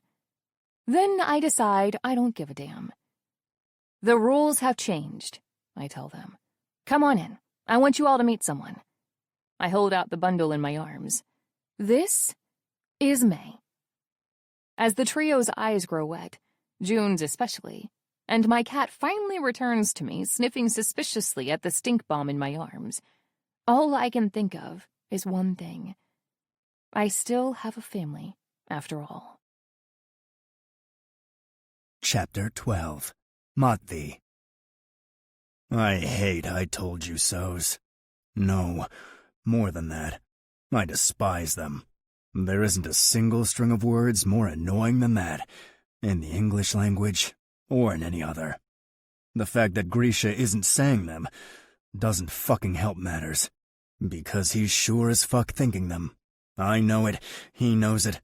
Hell, even the goddamn hot dog man on the curb behind me knows it. If he had it tattooed on his face, it wouldn't change a thing. That's how obvious my third in command is being. And the worst part is, he's right. I doubted him. I had him followed by the same man who was pulling my leg the entire time. And when he tried to tell me, when he tried to point out Yuri's suspicious behaviors to me, or worse, my own failings, what did I do? I bit his fucking head off. I pushed him out of the inner circle, accused him of being disloyal, even threatened him in the middle of the street. I did everything short of kicking him out, and I was goddamn wrong. He greets me next to the car, expression impassive. Moi pecan? But all I hear is, I told you so. Grisha, I say back stiffly, but all I want to say is, shut up, I know. We get into the car. Grisha merges into the rush hour New York City traffic. I saw April at the penthouse, he mentions offhandedly. She seemed glad to have her friends back. I told you so. I also saw Yuri there. He left with Petra soon after, though. I told you so. I see. I spoke with the Vori, too. It appears this won't be a friendly meeting. I told you so. Grisha. Yes? He asks innocently. God fucking damn it. And they say wives are passive-aggressive. Whoever they are, they've never had Grisha Aldenin drive their car. Thank you, I grit out, for your continued loyalty. Grisha's eyebrows arch skeptically in the rearview mirror. I wouldn't dream of being anything but loyal. I told you so, and I appreciate that, what you've done so far, and what you'll continue to do. You sound confident that I will? Yeah, well, you haven't given me cause to be disappointed yet. Yet? I roll my eyes. Can we drop the fucking act already? What act? Jesus fucking... All right, fine. I was wrong. Happy. For a moment, Grisha doesn't say anything. Then, you know, you have the same uncanny ability your grandfather had. And that would be saying sorry without actually speaking the word. I snort. Your father told you that? He did, several times. For the first time since the ride began, I glimpsed the hint of Grisha's old smile in the mirror. Must be a family talent. Grisha's father. That's how I found him all those years ago. I wasn't looking for him. I was looking for Yakov Aldenin, my grandfather's second. But he was dead already. His son, however, was interested in what I had to say. He was the first to join my cause, after Yuri. The first to believe. He'd grown up watching his father kick ass. More than that, watching him protect his pecan, and being protected in return. That's what people looked for in a Bratva back then. A bond, a pack, a brotherhood. Lacking any parents or elders, Grisha took his role in that pack seriously. He was the lowest ranked, but the oldest in age. I have no idea if he was always the mother hen type, but with us, let's just say that, after we found him, we didn't have to raise ourselves anymore. If I were a better man, I'd acknowledge how shitty I've been to him, as his pakan, and as his friend. But I'm not a better man. Everything good I had in me has turned to ashes, along with my heart. If I ever had anything to give, it was for her. Now I'm empty. Luckily, Grisha seems content with his lot. Has to be, really. How else would he have put up with me all these years otherwise? I hope this means you'll listen to me every now and then, he quips. I bark out a laugh. Now where's the fun in that? Not a friendly meeting is the understatement of the year. As soon as I enter the office where the meeting is to take place, I can feel the temperature plunge. It's like dipping a toe into the Arctic. Then it begins. Once upon a time, my Vori used to be terrified of me. I wasn't just respected, I was feared.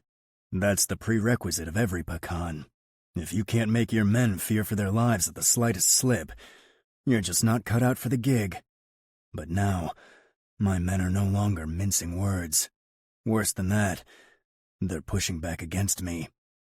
When the Solovyov half of the table joins in, I realize who's behind it all. I have to agree with the others. Vlad coughs and spittles all over the table. Between the botched acquisition, losing track of your own newborn, and now this mess with the Italians, let's just say there's been more than a few setbacks, son. Not to mention, the business has been suffering. Ivan twists the knife.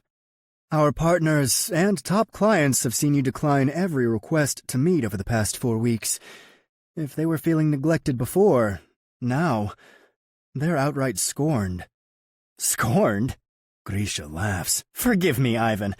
I wasn't aware that our pakan was supposed to treat his business partners as wives. Ivan fires back. If he treated them like his wife, he'd pretend they never existed at all. I slam my palms on the table and rise. Enough! I didn't want Yuri here today. That's on me. I needed him elsewhere. But it's one less voice to speak in my favor on a shitty fucking day to be without advocates. If there's one thing I hate more than I told you so's, it's politics. Petra could have helped, though. After all she's done to fuck up my life, I wouldn't even have to ask. She'd side with me in a heartbeat. If she was allowed to be here, she'd bring the Solovyovs around with a single glare. But with her pregnancy so heavily publicized, it was the worst possible timing in the world to push for her promotion to Vor. So she's not in this room either. No, if I want to get anything done here today, I'll have to rely on the one person who never let me down. Myself. After my outburst, I look every single Vor in the eye. Aside from Ivan, none of them dare hold my gaze. Not even Vlad. That's the thing about packs. Take their members one at a time, and they'll be nothing but lone wolves, ready to roll on their backs and whine pitifully at the first hint of an alpha's teeth. So I bare my fangs. While you squabble over minor setbacks and missed dinners, I've been hunting for our enemy, the one who botched our DC deal, who tried to kidnap my daughter 3 times, and failed, and who now threatens the very existence of our organization. Then I whip out a picture and toss it over to the center of the table. The Vori lean in like chickens over scattered grains. "Who is this man?" Stanislav asks. "Carmine Bonacorsi," I snarl. The table falls silent. "The Bonacorsi family?" Vlad frowns.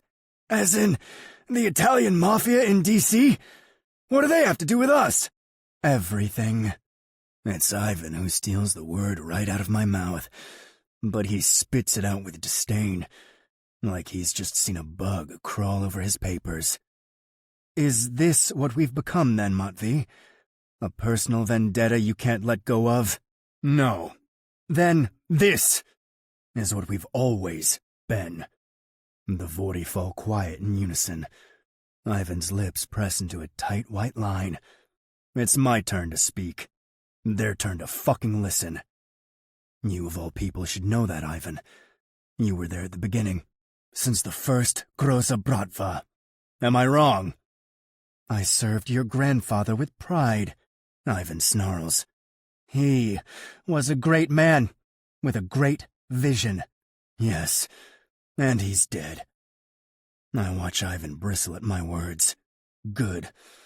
Let him lose his cool for once. How dare you? No!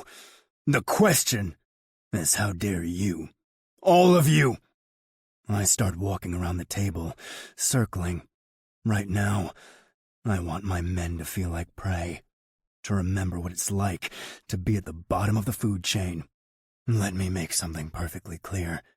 I brought the Groza Bratva back from the ashes. I gave it new life. I gave it a new purpose. And that purpose is revenge? Ivan questions. The purpose is survival, I retort. Unless you've forgotten what it was like back in Russia. I throw a wide glance around the table. I know not all of you were there back then. On those grounds alone, I'll forgive you this time. So long as you never fucking forget again. But Pakan, Apati tries to amend weakly. We are surviving. More than that, we're thriving. Surely it's not worth it to pursue old grudges now. Old? I bark out a laugh. Did you all forget I just found my kid 2 days ago? That those Mudaki tried to murder her twice while she was still in the womb? What does that have to do? Gora starts, but I cut him off. Everything! I roar. An attack against my blood is an attack against me. And an attack against me is an attack against you. Because unless you've forgotten about this too, I'm still your Pakan. So, what do we do? Apati asks, panicked sweat dotting his forehead. We go to war. This time, the silence is different. Half terror, half awe. We go to war, I repeat, loud enough to rally the troops. And we fucking win! Unless some of you prefer to run. No one speaks another word. No one goddamn dares. Good! Dismissed! As the Vori file out one after the other, both Ivan and Vlad look back at me, with something sharp in their eyes. You got them back under control? Grisha mutters, once they're out. For now, I sigh. I swear, this is a fucking mutiny in the making. They're testing the hierarchy. He shrugs. Like wolves, checking if their alpha's still up to the task. How do they do it? I lean back in my chair, fucking exhausted. The wolves. Usually, they kill each other. Let's hope it doesn't come to that. I let the silence fall, but we're both thinking the same answer to my unspoken question. Hope isn't good enough. Chapter 13. Matvey. One more thing about being Pakan. You have to be ready for everything. It's a simple matter of survival. The quickest to prepare, adjust, predict. That's who comes out on top. It's true in the animal kingdom, and it's true for us, too. After all, what's a man, if not simply another kind of beast? I wasn't ready to face Carmine, and it almost cost me everything. I wasn't ready for today's ambush, and I almost lost control of my Bratva. But there's something else I'm unprepared for, and it's seeing April again. No, not just seeing her, but having dinner with her, like we used to do, when we still meant something to each other. You still can, whispers the voice of my own wretched weakness. You still do. I rip its throat out and silence it. I know that won't last forever. That ugly part of me has a tendency of roaring back to life when I least want it around. But it takes time. Time I can use to get my head on straight. Time I can use to forget her. You don't have to forget her, that hateful voice keeps hissing. You can fix things. You can try again. You can apologize. On the elevator ride up to the penthouse, I kill my weakness over and over again. Because if there's one thing I'll never do, it's apologize to the woman who took my daughter from me. April betrayed me. Worse than that, she betrayed her own blood. That's unforgivable. What about your lies? That voice still goads. What about your betrayal? Are those forgivable? Then I step in and find something else I wasn't prepared for. Meow. A goddamn cat. I see you've met Mr. Buttons. April acknowledges coolly. Mr. Buttons, I deadpan, staring at the offensive orange creature, giving me the stink eye from my carpet. That's right. June brought him back for me. I vaguely remember this topic coming up when April first moved here. Back then I blew her off with some bullshit about the hotel's pet policy. I was under the impression that she'd pop the baby out in a matter of days. We'd work out a living arrangement somewhere else, and that would be it. I didn't think I was actually going to have to deal with the fucker. I see. How hygienic. As if on cue, the fluffy menace jumps into the crib. I watch him with disgust as he curls around my daughter's sleeping form and wraps his tail around her foot, like he's setting up a fucking tripwire or something. April blows me off with a wave. Oh, please. He's up to date with all his shots. Besides, he's an excellent baby monitor.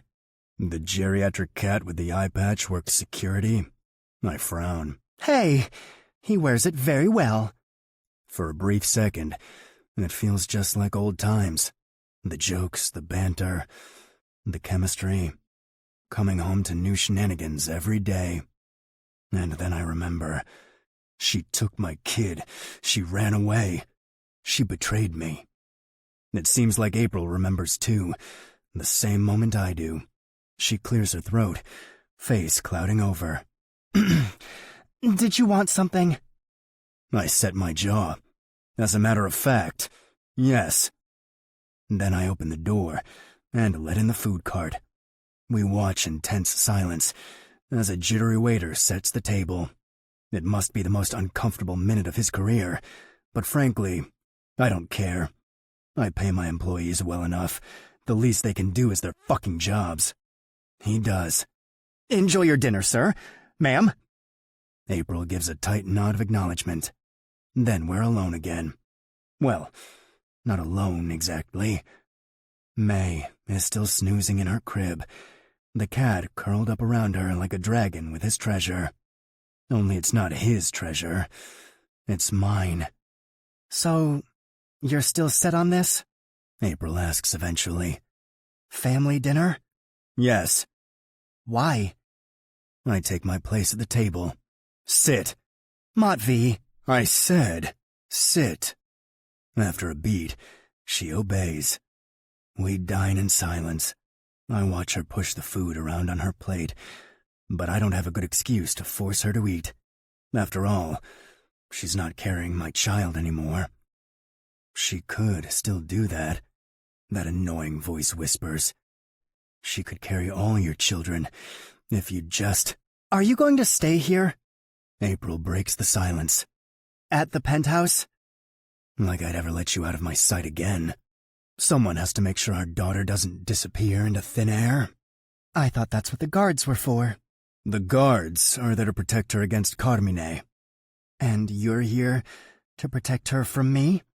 She fills in bitterly. Your words, not mine. I take in the hurt on her face. I try to pretend it doesn't touch me. I fail. After our torture of a meal, I pick up the baby from the crib, dodging a swipe from April's hell spawn of a cat. By contrast, May is pliant like a doll, only cooing in protest for a second before I place her against my chest, trading warmth for warmth.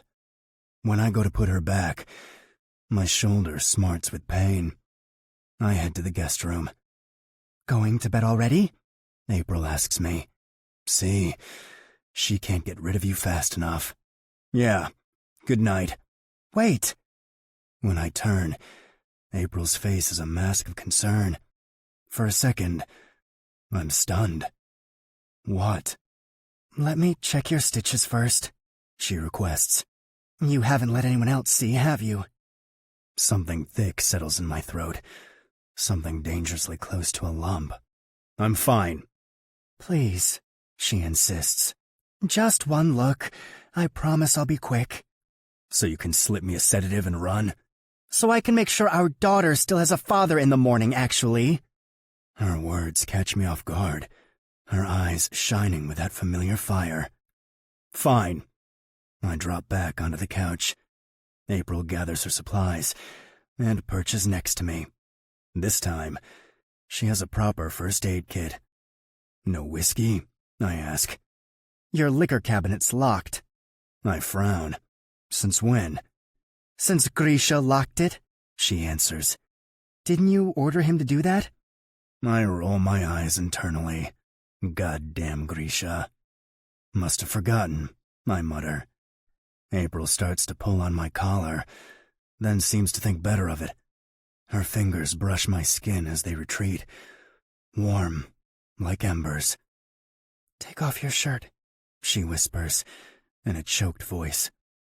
The sensation lingers. I swallow around it, unbuttoning my shirt with careless movements. I don't care if it hurts. I want to get it over quickly. No, I need to. Once that part's done, April's hand comes back, fingertips ghosting over my skin. Sit still, she murmurs, voice lower than before. Just get it over with. She gives a small nod. All right. Her touches are soft, measured. She follows the wound carefully, cleaning away the dirt, warding off the rot. I can't believe I'm letting her do this again, getting close to the most vulnerable parts of me. But a pecan can't afford to be vulnerable, nor can he afford to fall back into the waiting arms of the siren, who almost got him killed. So, Carmine. She hesitates. He's your dad? He's not my anything. I just share his genes, that's all. That's ironic, she observes. All you do is go on about blood this, blood that, and now it's just genes? Family doesn't betray each other, I cut short. Never. April takes the blow. She accepts it gracefully, like she's always accepted everything. My moods, my orders, my desires. Everything but your lies, that horrible voice whispers. I shake it off. Whatever it has to say, I don't want to hear it. What's it to you? I demand. She looses a pensive sigh. Aside from the fact that it's just nice to know, it's... She fumbles for words. I don't know, weird? I never pegged you for half Italian. I'm Russian, I growl back. Whatever Carmine is has nothing to do with me. Good. I frown. Good? Well, I always did like pineapple on pizza. For a split second, I almost lose control of my face and smile. Get it together. Remember who she is. How'd you end up with an Italian Mafia boss dad? Sorry, gene lender, anyway. Aside from the fact that my mother had terrible taste in men? Yeah, aside from that. I take a moment to think, not about what to say, but whether I actually want to say it. April doesn't deserve my confessions, not after how she treated my last one. But this isn't just about me. This concerns May's roots as well as mine. And she's her daughter, too. His father wasn't particularly good at playing the Mafia game. He got in a turf war with a rival family and lost. Instead of staying and fighting, Carmine joined the army and fled. Fled to Russia? Bosnia, actually. He was deployed there first. Lasted a couple of months. And then...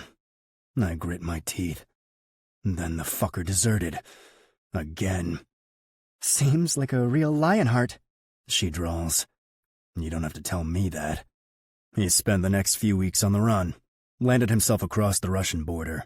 My mom found him starving in the snow and took him in. Within a year, I was born. That... April hesitates. That doesn't sound like the start of a tragedy. It sounds... Romantic? I scoff. Yeah, that's what my mom thought too. But he wasn't the type to settle down or stay on the straight and narrow. Well, that's not you either. No, I concede. That's not me either. A long moment ticks by in silence. I almost managed to forget about April's hands on me. But now, it hits me twice as hard. Her warmth, her scent, her everything. All right, that's enough, I growl. Almost done. Just patching up. Every touch, every breath. It's torture, pure and simple. I can feel her fingers working over my skin, her labored huffs breaking against my neck, her knees parted on either side of my back. It would be so easy to turn our positions around, to nestle between those warm thighs, until all I can feel is her, until I can't fucking breathe, until I'm where I belong. Without warning, I lurch to standing. I said that's enough. April manages to tamp down the last corner of the gauze just before I'm out of reach. Matvey? She calls to me. Wait, did I say something wrong? I just need to sleep. Matvey, did I hurt you? More than you'll ever know. Chapter 14. April. They say good things come in threes. Well, apparently they're not the only ones. Bad things arrive in nasty little triplets, too. Legs a little wider, please. Bad thing number 1, moving back here. Bad thing number 2, yesterday's dinner. Bad thing number 3, like this, wider, April. Dear God, please let me be reborn as a yoga instructor. I don't think they'll go any wider, Dr. Allen. Okay, don't sweat it. Just wanted to see how the healing was going. I have no clue if this is Matvey's idea of a punishment or my own karma circling back to me with both middle fingers up, but it feels like retribution. Either his or the universe's. Maybe both. I throw a glance in Matvey's direction and find him resolutely turned the other way. Thank God. At least he isn't seeing this R-rated Cirque du Soleil audition of mine. And you're very lucky. Everything appears to be in order. Oh, good, despite your every attempt to self-destruct. I make what I hope is a pleading and adorable face. Lately, my puppy eyes have been failing me. I was fine, I swear. I just wanted to go home and never call again for a month. She scolds me. April, I nearly went to the police. The only reason I didn't was your husband talking me down. I'm sorry, Dr. Allen, I really... Wait, my what? Which is no excuse for your own recklessness, Mr. Groza. The doctor presses, raising her voice to make herself heard across the room. You should have brought your wife in for at least a checkup. Who even leaves their hospital bed with fresh stitches, and a whole 10 minutes after giving birth? First, I want to reiterate how sorry I am, I say. Truly. Second, I'm no one's wife, thank you very much. Small mercies. Matvey mutters back, dripping sarcasm everywhere in a 5-mile radius. Possibly on the baby in his arms, too. Well, The doctor droops back uncomfortably, glancing from one spouse to the other in quick succession. Marital statuses aside, you were very lucky. Sure, the scar's looking a bit wonky. That would be my fault, I interrupt. A couple of stitches came out, so I had to put them back in myself. As I was saying, Dr. Allen sighs, pretending I haven't spoken a word, while presumably questioning if it's too late to switch to a less stressful career, like maybe skydiving. Despite your best efforts, nothing's broken. I'd give it a few more days to be sure, but you're pretty much back to prepartum condition. You can go back to doing everything you did before. Like lifting weights and signing up for yoga classes I'll never go to. Yup, that's great. And sexual activity too. I blanch. By sexual, you mean the very same thing that got you into this. Dr. Allen smiles. And hopefully back into this, if that's what you wish. Weren't you telling me on our first appointment that you wanted a big family? Suddenly, I understand what deer feel at the sight of headlights.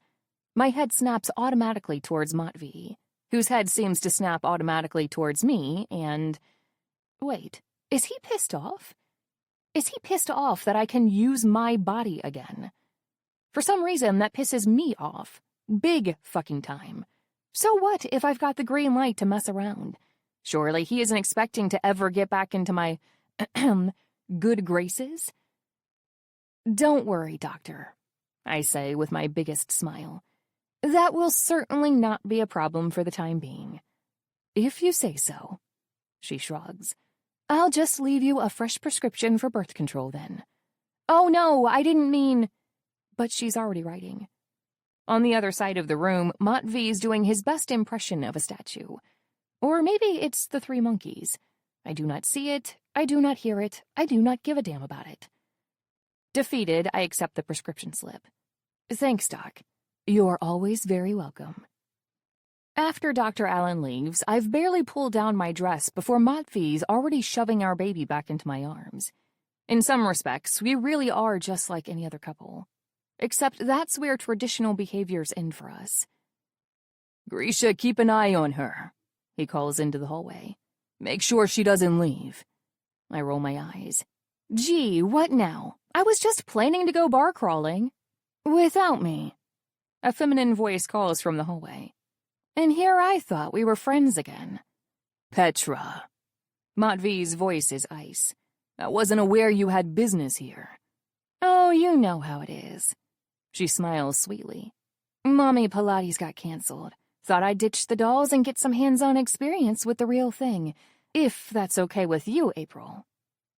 What does it say about me that I'm actually relieved to see her? Sure, I think May needs changing anyway. Petra's smile falters, but only for a moment. Perfect. Matvey frowns at our newfound friendliness. What, did he really think I'd blame the other woman? No leaving, he repeats to Grisha. Yes, Pakan.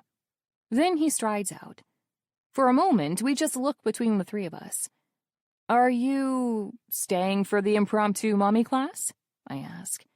To his credit, Grisha only pales a little. I'm afraid I have prior commitments. He politely declines. But you two have fun. If you need anything, I'll be right outside the door. Then he makes himself scarce, too. Just like that, we're alone. Thanks for the assist, I exhale. Sure. How's the confinement going? You know, I feel like I'm learning what being a single mother in a Middle Ages convent was like.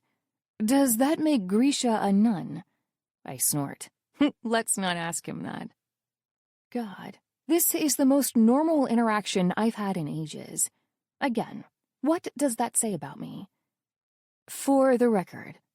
Petra clears her throat. I'm not helping you change that. I find myself snickering. You're gonna have to learn at some point, mommy-in-waiting. I'll have nannies for that. I shake my head sadly. You're actually freaking out about it, aren't you? Motherhood. I put May down in her crib and start moving around the kitchen to make tea. Petra leans against the back of the couch, inspecting her nails with a carefully casual air. I don't know what you're talking about.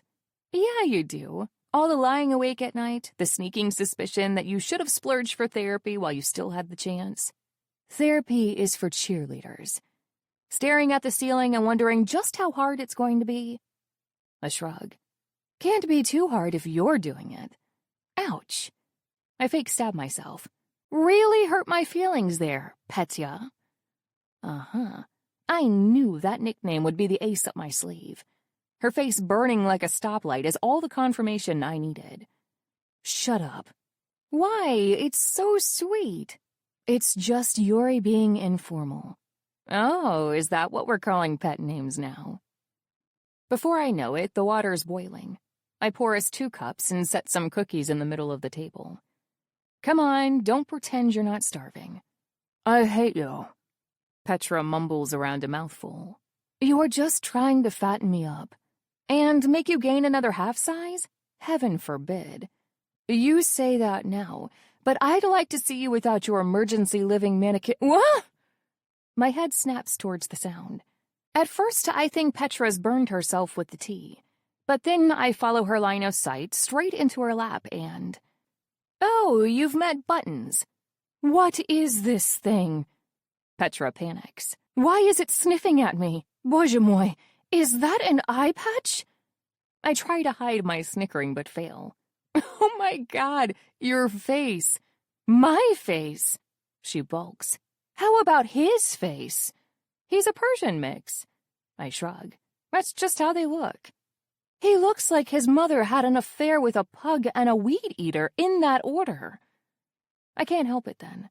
I laugh. Worse, I fall over the table and just honest to God lose it. Petra watches me with her trademark RBF. Ha ha, very funny. Yuck it up. I can't. Your cat is a scurvy-riddled pirate, but somehow I'm the ridiculous one. Help! Help! It's a good handful of minutes before I manage to collect myself. Sorry. I wheeze at last, drying literal tears from my eyes. I think I needed that. Petra's face softens then. Her manicured hand reaches for mine over the table, the other scratching idly behind Button's half-bitten ear. April, how are you holding up, really? My first impulse is to deny. Everything's fine. I'm okay. Just haven't been sleeping that well. But just thinking about it is exhausting. I'm so tired of it. Tired of lying, of hiding, of this web of deception we ended up weaving around each other. For once, I just want truth. I have no idea, I answer honestly. Last night, I finally slept in a real bed. That must have been nice. It was. There were no bed features. Sorry, what? I ignore Petra's confusion and press on. We had dinner in silence. Again. April. He won't talk to me. Hell, he barely looks at me. We were so happy before, and now... Suddenly, I realize what I'm saying.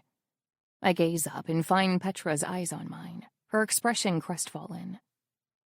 Sorry, You don't have to apologize. She shakes her head. Not in the slightest, April. It's not your fault, I blurt out. I didn't want to make it out like... It kind of is, though. No, I'm serious. I used to blame you, I mutter. Blame you and him. But now I know the truth. What truth is that? She asks, coaxing my feelings out. My true feelings. I know that he lied to me, I rasp. That he chose to. Maybe he didn't want to. But I shake my head at that. Petra, tell me honestly, when was the last time Matvey did something he didn't choose to do? That stumps her for a while. He didn't want to get married, she answers finally. I can tell you that with certainty. Right, but it was still his choice. For a long moment, we're quiet. It's a different kind of silence, the kind that doesn't hurt.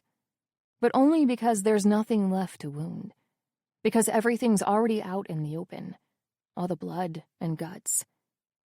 Then I hear my own voice breaking it. It's too quiet, though. Barely a mumble. Petra frowns and leans in. Sorry, what was that? He said he'd do it all over again. I rasp out through a shaking voice. Lying to me. Pushing me away. He can't have said that. No, no way. April, it's his biggest regret. I heard it with my own 2 ears. He hates me, Petra. He doesn't, and he's right, isn't he? I finally break. I took his kid away. I did that. I knew how important she was to him, and I still... My words are cut off halfway. Before I realize it, there's something warm around me that wasn't there before. Arms holding me. Shut up, Koshka. But just shut up. You're hurting. Stop torturing yourself even more. Buttons paws at my leg as if he agrees with her. I've never felt more like an imposter, like a thief stealing love she doesn't deserve. When's the last time you cried, April? I try to answer, and then I realize that I don't know. I've teared up in fights. I feared for my life and nearly cried there. But I can't remember when I last did this. So I let it happen. I cry. I sob all over Petra's pristine white shirt and then some. I fall over the precipice of the breakdown I've been tiptoeing around all this time. These 4 weeks of nothing. I cry until I have nothing left to give. And then, just to be sure, I cry a little bit more. Chapter 15. April. After a lunch of ice cream and pizza, I finally managed to convince Petra that it's safe to leave me alone. It's a hard sell, but if there's one thing I'm good at, it's crafting things people will buy. She hasn't been out 5 minutes when someone else knocks on my door.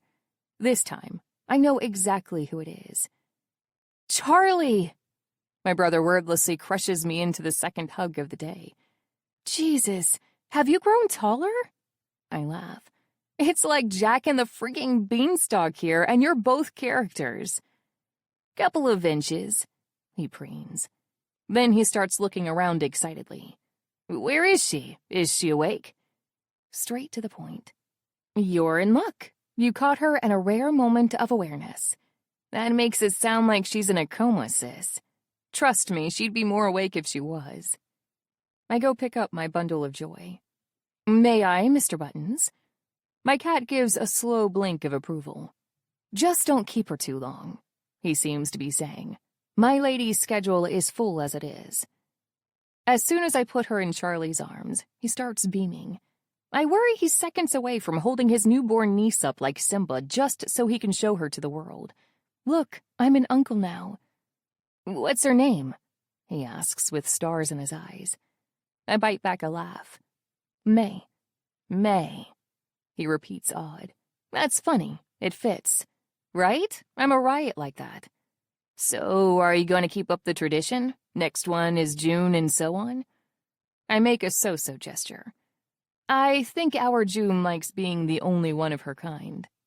Maybe Julius for July if it's a boy, he muses. August also works. Oh, or Augustus. Did you know that's where those 2 months' names come from? Julius Caesar and Caesar Augustus? There he goes, my history buff baby brother. I'll keep that in mind for the next Roman emperor I birth. He gives a pensive hum. Maybe Matvey will want to pick a Russian one. April, are you okay? I force myself to unfreeze. Charlie's words caught me like an ice bucket. I didn't see them coming at all. Of course, I lie. It's just, maybe it's too soon to think of other kids. I'm not sure Matvey will even want them. Certainly not from me. It's the same train of thought Dr. Allen's visit brought on. Other kids. A big family. Matvey doesn't want me anymore. He's made that abundantly clear. But he also said, you can't have someone else. Not now, not ever. So where does that leave me? Oh, Charlie says, expression falling somewhat. Right. Well, this one's probably a handful already. Ain't that right, Lil Em? I fail to suppress a snort. Leave it to Charlie to put a smile back on my face after such a grim tangent. Is she getting her street name already? Damn right she is. She's dope like that. At that moment, another knock comes. Am I interrupting? Calls a deep, familiar voice. I beam at the sight of my boss in the hallway. Something very few employees can say, I'm sure. Elias! The third hug of the day nearly makes me two-dimensional. There's my employee of the month. I thought I was your only employee. Elias blows me off with a wave. Details, details. Oh, is that the little mannequin? I shake my head and laugh. A perfect one, barely moves at all. He boops May on the nose while she's still wrapped up in her uncle's arms. Don't say that too loud. Other moms might get jealous.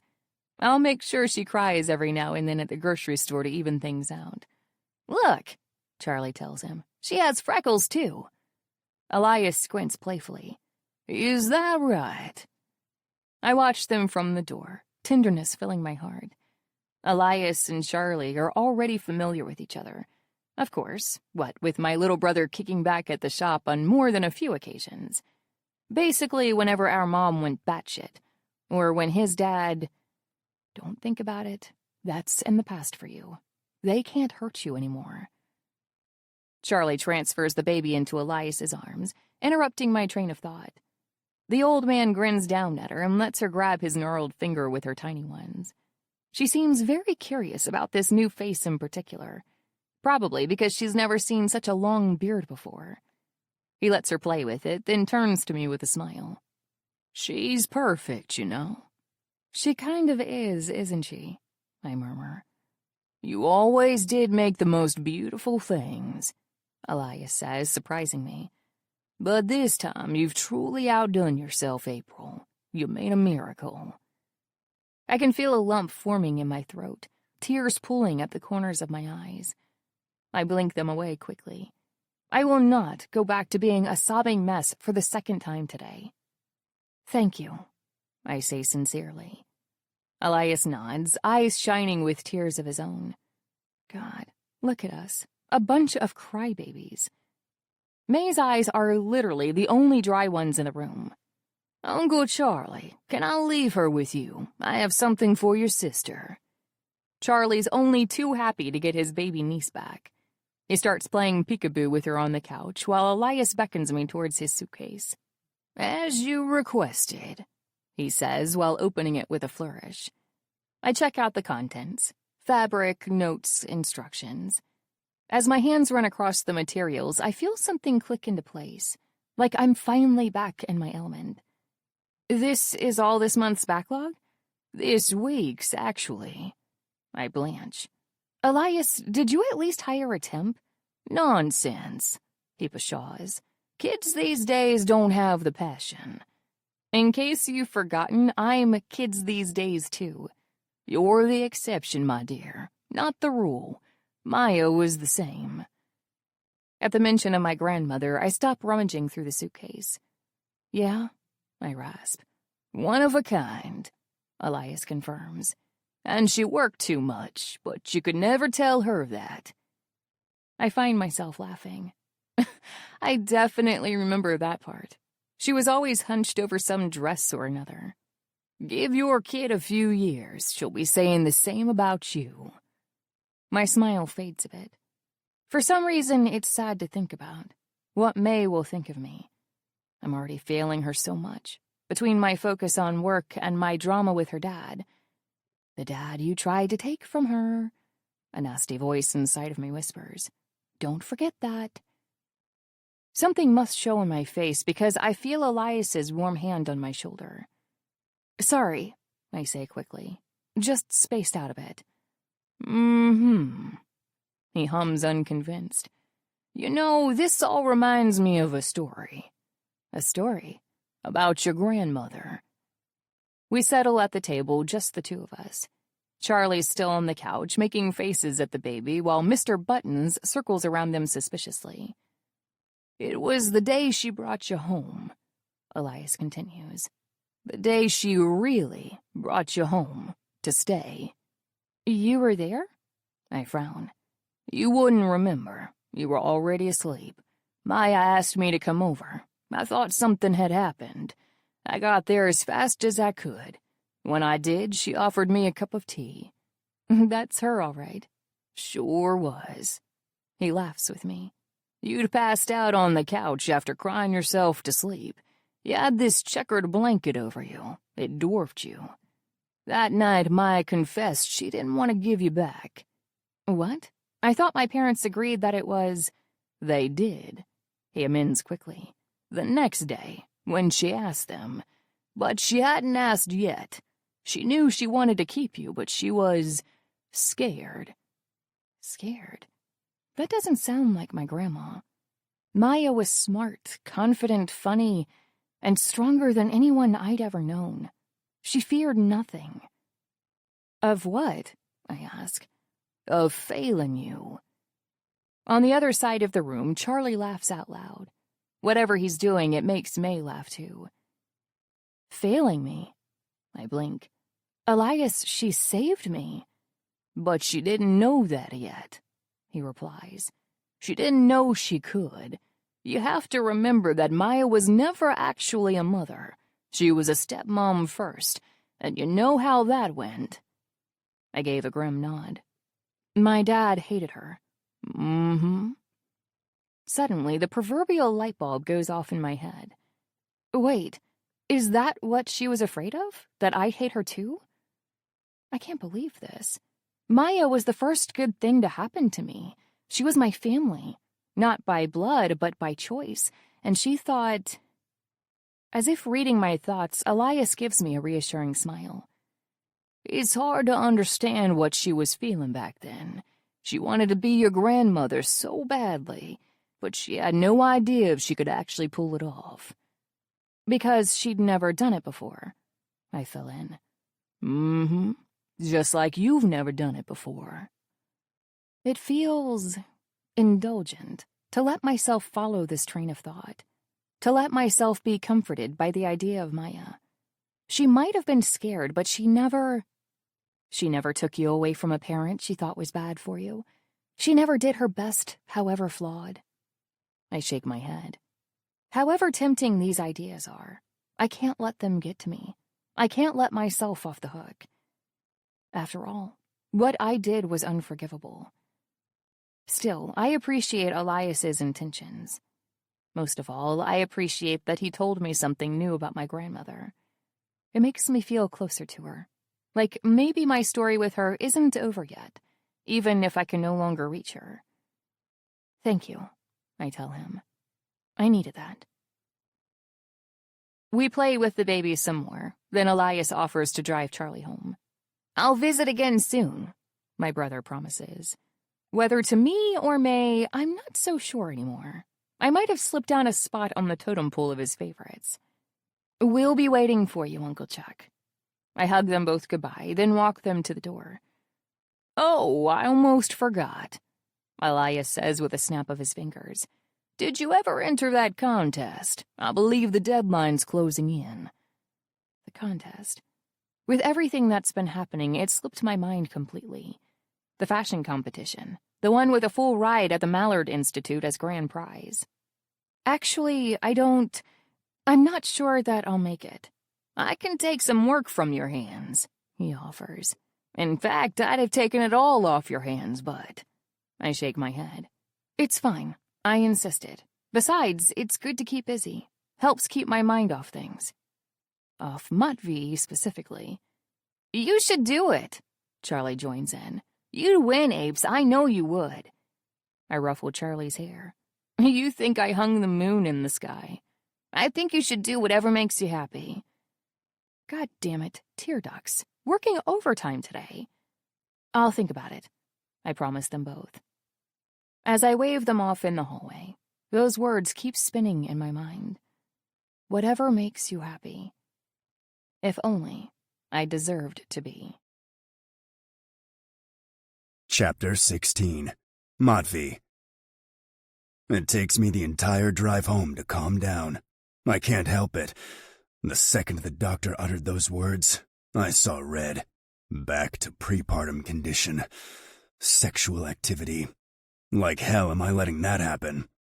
It's a dark, vicious spiral of thoughts, and it just keeps getting darker as I slam the door to the loft closed and reach for something stronger than coffee.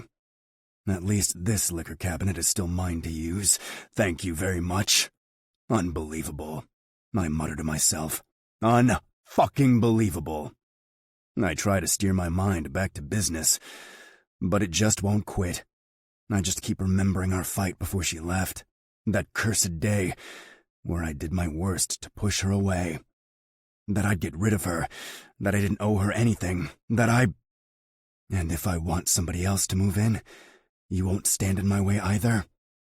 That was the one concession I couldn't make. Another fucking man, putting his hands on her. April Flowers is mine. But you didn't want her, whispers that sadistic little voice in my head. You rejected her to her face, then threatened to force her to die alone, and you still wonder why she left? Shut up! I growl into the silence. But it does nothing. The voice prattles on. You didn't have the balls to go all the way. You cut her out, then locked her up. What else did you expect? That she'd obey you? Shut up! That she'd stay with you? That she'd love you? I said shut the fuck up! I throw the glass across the room. Shards go flying everywhere. The couch, the table, the bed. The liquor trickles down from the wall to the carpet, spreading like blood. Motya? Only when I hear that voice do I snap out of it. Yuri. My brother rushes to my side. Who were you talking to? He asks, eyes filled with concern. I hate it. I hate being looked at that way. No one. No one? Matvey, you were yelling. I heard you from the street. If it's about one of the Vori... It's not about the goddamn Vori. I have no idea what Yuri sees in my eyes. These days I barely recognize myself in the mirror. But whatever it is, it's enough to make him back off with his hands up. Okay, he says. I just came by to... I can come back later. No, tell me now. He swallows, as if hesitating to speak, as if afraid this madman that's taken his brother's place will wring his neck again for uttering one wrong word. It's about the DC deal, he rasps eventually. My ears perk up. Talk. I found something, I think, Yuri stammers out. In the paperwork. He reaches for the files in his bag, but fumbles, scattering sheets everywhere. Jesus fucking Christ. If I didn't know any better, I'd say I was staring at a kid caught with his entire arm down the cookie jar. Not my Bratva-hardened brother. Am I really that scary now? Leave that. Just tell me. Yuri gives a shaky nod. You know how we thought it was Carmine? Given, the kidnapping and timely appearance in our territory? Go on. Well, here's the thing. He wrings his hands, and the papers with them. It's not. Or rather, it's not just him. It can't be. I snatch the files from his grip and spread them out on the table. Show me. See here, and here? He points at a few underlined pieces of data. This is the Vori's login records around the time of the acquisition. As you know, they're technically nominal, but the lazy sons of bitches just use whatever computer's already on when they need it. I fill in. Grisha already told me. Well, the timing's suspicious. See how the timestamps match here? He points to another stack of papers. No, not papers. Emails. Where did you get these? From the database of the company that ended up acquiring the building. Look how the exchanges happened just after the logins. It's too perfect, Matvey. It is. Either I'm looking at the weirdest coincidence in the world, or we have a mole, I realize. All this time, we've had a mole in our ranks. Yuri gives a grim nod. It's likely that someone has been feeding Carmine information. Someone from the inner circle. I sift through the papers again. There are notes in the margins, scattered thoughts here and there, as if Yuri really took his time with it. His handwriting looks more rushed than usual, less rounded, though still familiar somehow. He must have spent many late nights on this. It's really good work. I almost tell him that, but then I remember he's still on thin ice. Praise is the last thing he deserves. Who else knows? Just us. This is a real fucking headache. I just promised the Vori a war, and now I have to stop everything. To stall, at the worst possible time. But I can't risk losing with Carmine, and with an unknown variable in our midst, it's anyone's guess how exposed we'll be. He's the kind of man who can turn a breadcrumb into a mountain of ammo. Who knows what he can do with a spy? Good, I tell Yuri. Let's keep this between us. I think that's for the best, except for Grisha. I want him looped in. Yuri's face falls. Grisha? Why? Because he's proven reliable, I snap, irritated at being questioned. And loyal. Something harder and harder to find these days. Those words make him flinch. But he fumbles for a reason to object. But he's not blood, he says finally. It doesn't matter, I almost reply. Then I come back to my senses. I want him looped in, I repeat. Don't make me say it again. Yuri swallows. Yes, Pakan. A mole.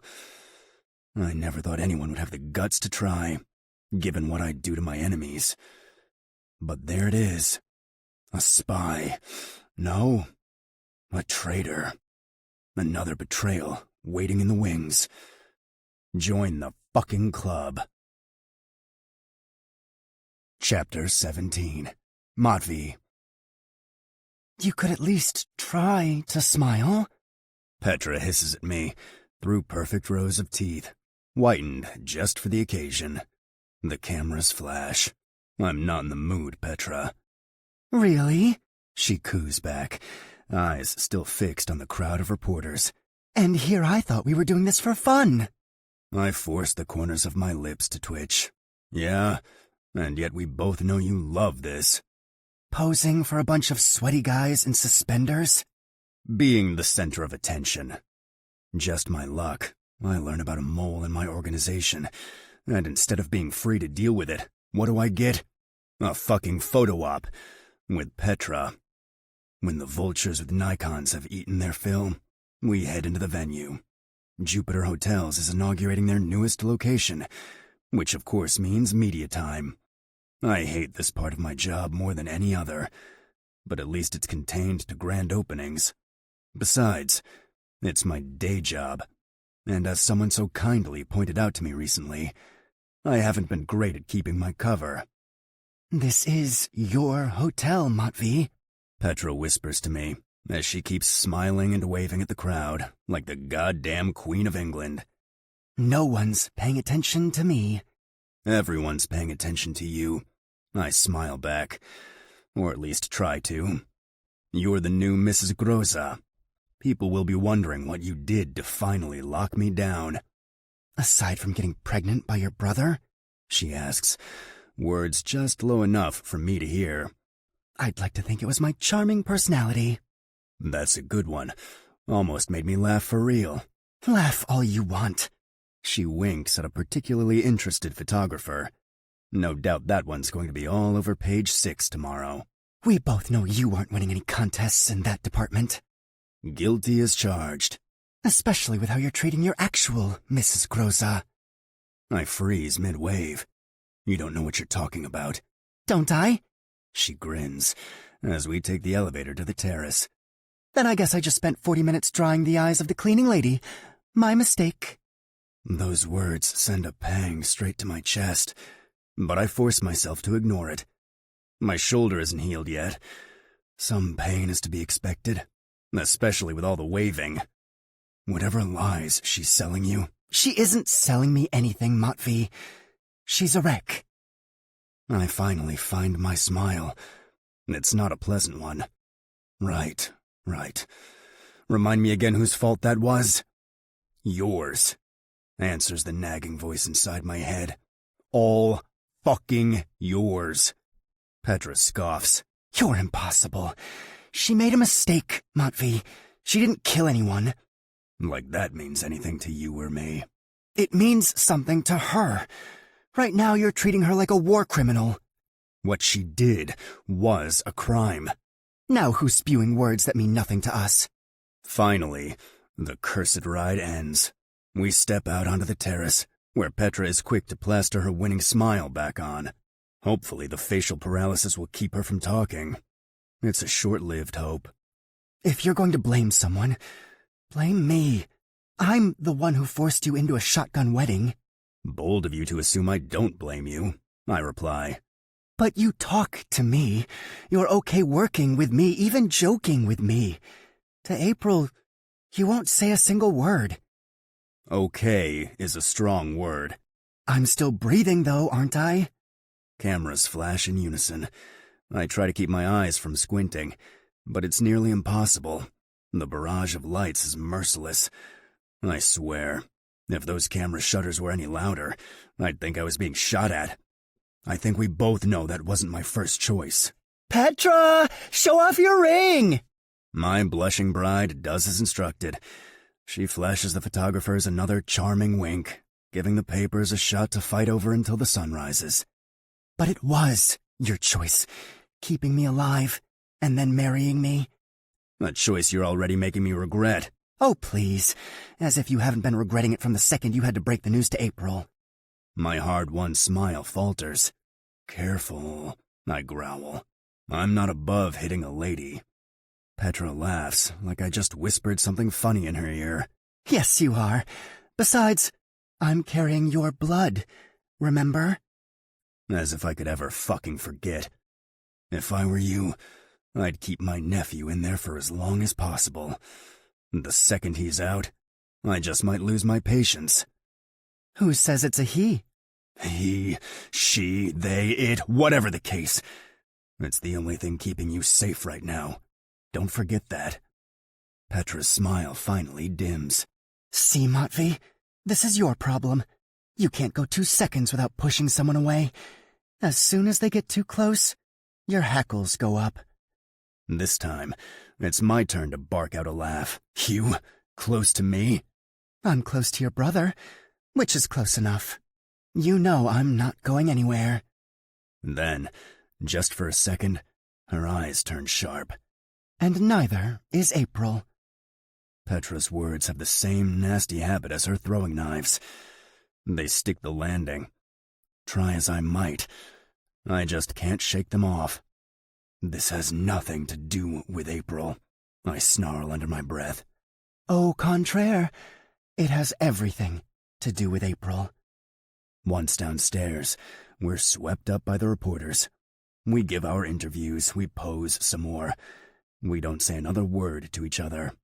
And all the way throughout the event, Petra's words stick into me like 1,000 knives. Chapter 18. April. The idea of the contest keeps lingering in my brain. Personally, I blame it on Elias's art of persuasion. That man could sell shades to a polar bear. How about this one? I ask, holding up a design sketch. Charlie's face scrunches up. It kind of looks like the Liberty Bell. I slump against the couch, defeated. Forget it. I'm not doing it. Yes, you are. He drops down to the floor next to me. You've got this, Apes. You've always been great at this. Moping on the floor? Sewing, he corrects. Fixing, creating. Remember when I was a kid? Implying you're not still a kid. Okay, first of all, I'm 15. Second, don't change the subject. You know those sweaters I had, with the long sleeves?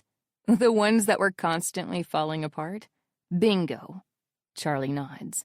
If it weren't for you, I would have had to go to school looking like Swiss cheese. You're the one who patched them all up. Hell, the only one who even noticed. It was nothing, I protest in a miserable mumble. You did it in a single night, Apes. You were worried Mom would get mad if she found out and wouldn't let you finish the others. To be fair, she did get mad when she found out. A whole 6 months later, and only because she caught you doing it again. Otherwise, she never would have seen it. I have to suppress a shiver at the memory. I may be an adult now, but Eleanor's banshee screams will stay with me until the day I croak. Your point? My point is that you're good at this. Better than that, you're great. He boops May on the nose as he says it. Because, of course, there's only one place for her to be whenever Uncle Charlie's around, nestled inside his giant kangaroo pouch. Where do they even sell sweatshirts like that? And why? You're an amazing seamstress. Now you're just trying to extort a pizza out of me.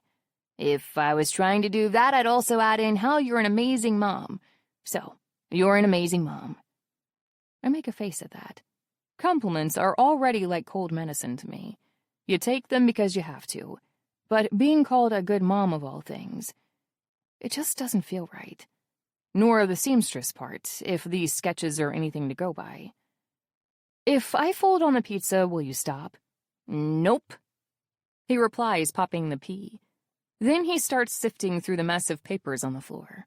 See this one? And this one? I squint at the sketches he picked out. I don't know. I just feel old. Vintage, maybe? No, like really old. Great-grandma's closet old. I don't think great-grandmas had V-necks, apes. And if that isn't the kind of image no one wants in their brain, you know what I mean. I sigh. They're tired. Nothing we haven't seen already. So try again, he encourages me. You'll come up with something. Something else for the shredder's lunch, maybe. God, why am I getting so testy about this? When I started sketching, I told myself it was just a way to pass the time. That I wasn't actually going to enter the contest. After all, I have a newborn to care for. I have responsibilities. And I certainly don't have the talent. So why bother? I gather up my sketches, wishing the penthouse somehow had a fireplace. Alas, into the shredder they go. Let's just do something else, all right? How about that movie you wanted to see? It's not a movie, Charlie says with a trademark eye roll. Seriously, teenagers. It's an art documentary. Since when are you into art documentaries? He shrugs. Just exploring my options. I shake my head with a smile. Sometimes I forget that not everyone knows what they want to do in life by their 7th birthday. This, at least, has always been easy for me. There was never anything but clothes in my head. Nothing but fixing broken things or turning scraps of plain fabric into something beautiful. But Charlie's at that age when you start wondering, exploring, like he said. Last year, it was video games. 6 months ago, it was pro skating. A week from now, it'll be something else entirely. I envy him. You forget how wide open the world can seem sometimes, how vast, how beautiful. All right, put it on. As we settle on the couch, I pick up May from his pouch. Buttons takes advantage of the transition to trot close, ever vigilant. How about you, Nugget? Want to watch a movie with your uncle? May makes a cooing noise. I'll take that as a yes. As the movie, art documentary, begins, I sneak glances at my baby's enraptured face. Only she doesn't seem to care about the TV at all. Instead, she's looking at us. Me, Charlie, her dashing defender, Mr. Buttons. As if we're the only movie worth watching. I make a face at her and watch her erupting giggles. Will she have this phase too one day? Will she come to breakfast in full gothic gear at 15 and roll her eyes at anybody who questions her? Will she want to go to death metal concerts one weekend and archaeological museums the next? Will her dad let her go? I force myself to stop there. It's a good day today.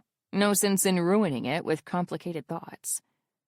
For once, I just want to lose myself in the moment. The documentary seems to be all about Bernini. I almost nod off once or twice, but my cat slaps me awake. Like, honest to God, slaps. I have no idea where he got that habit, but I suspect June may have something to do with it. That's the way she wakes me up when I start dozing at the height of a rom-com. The way she used to wake you up, whispers the voice inside my head, sharp as a dart. Right, that's not my life anymore.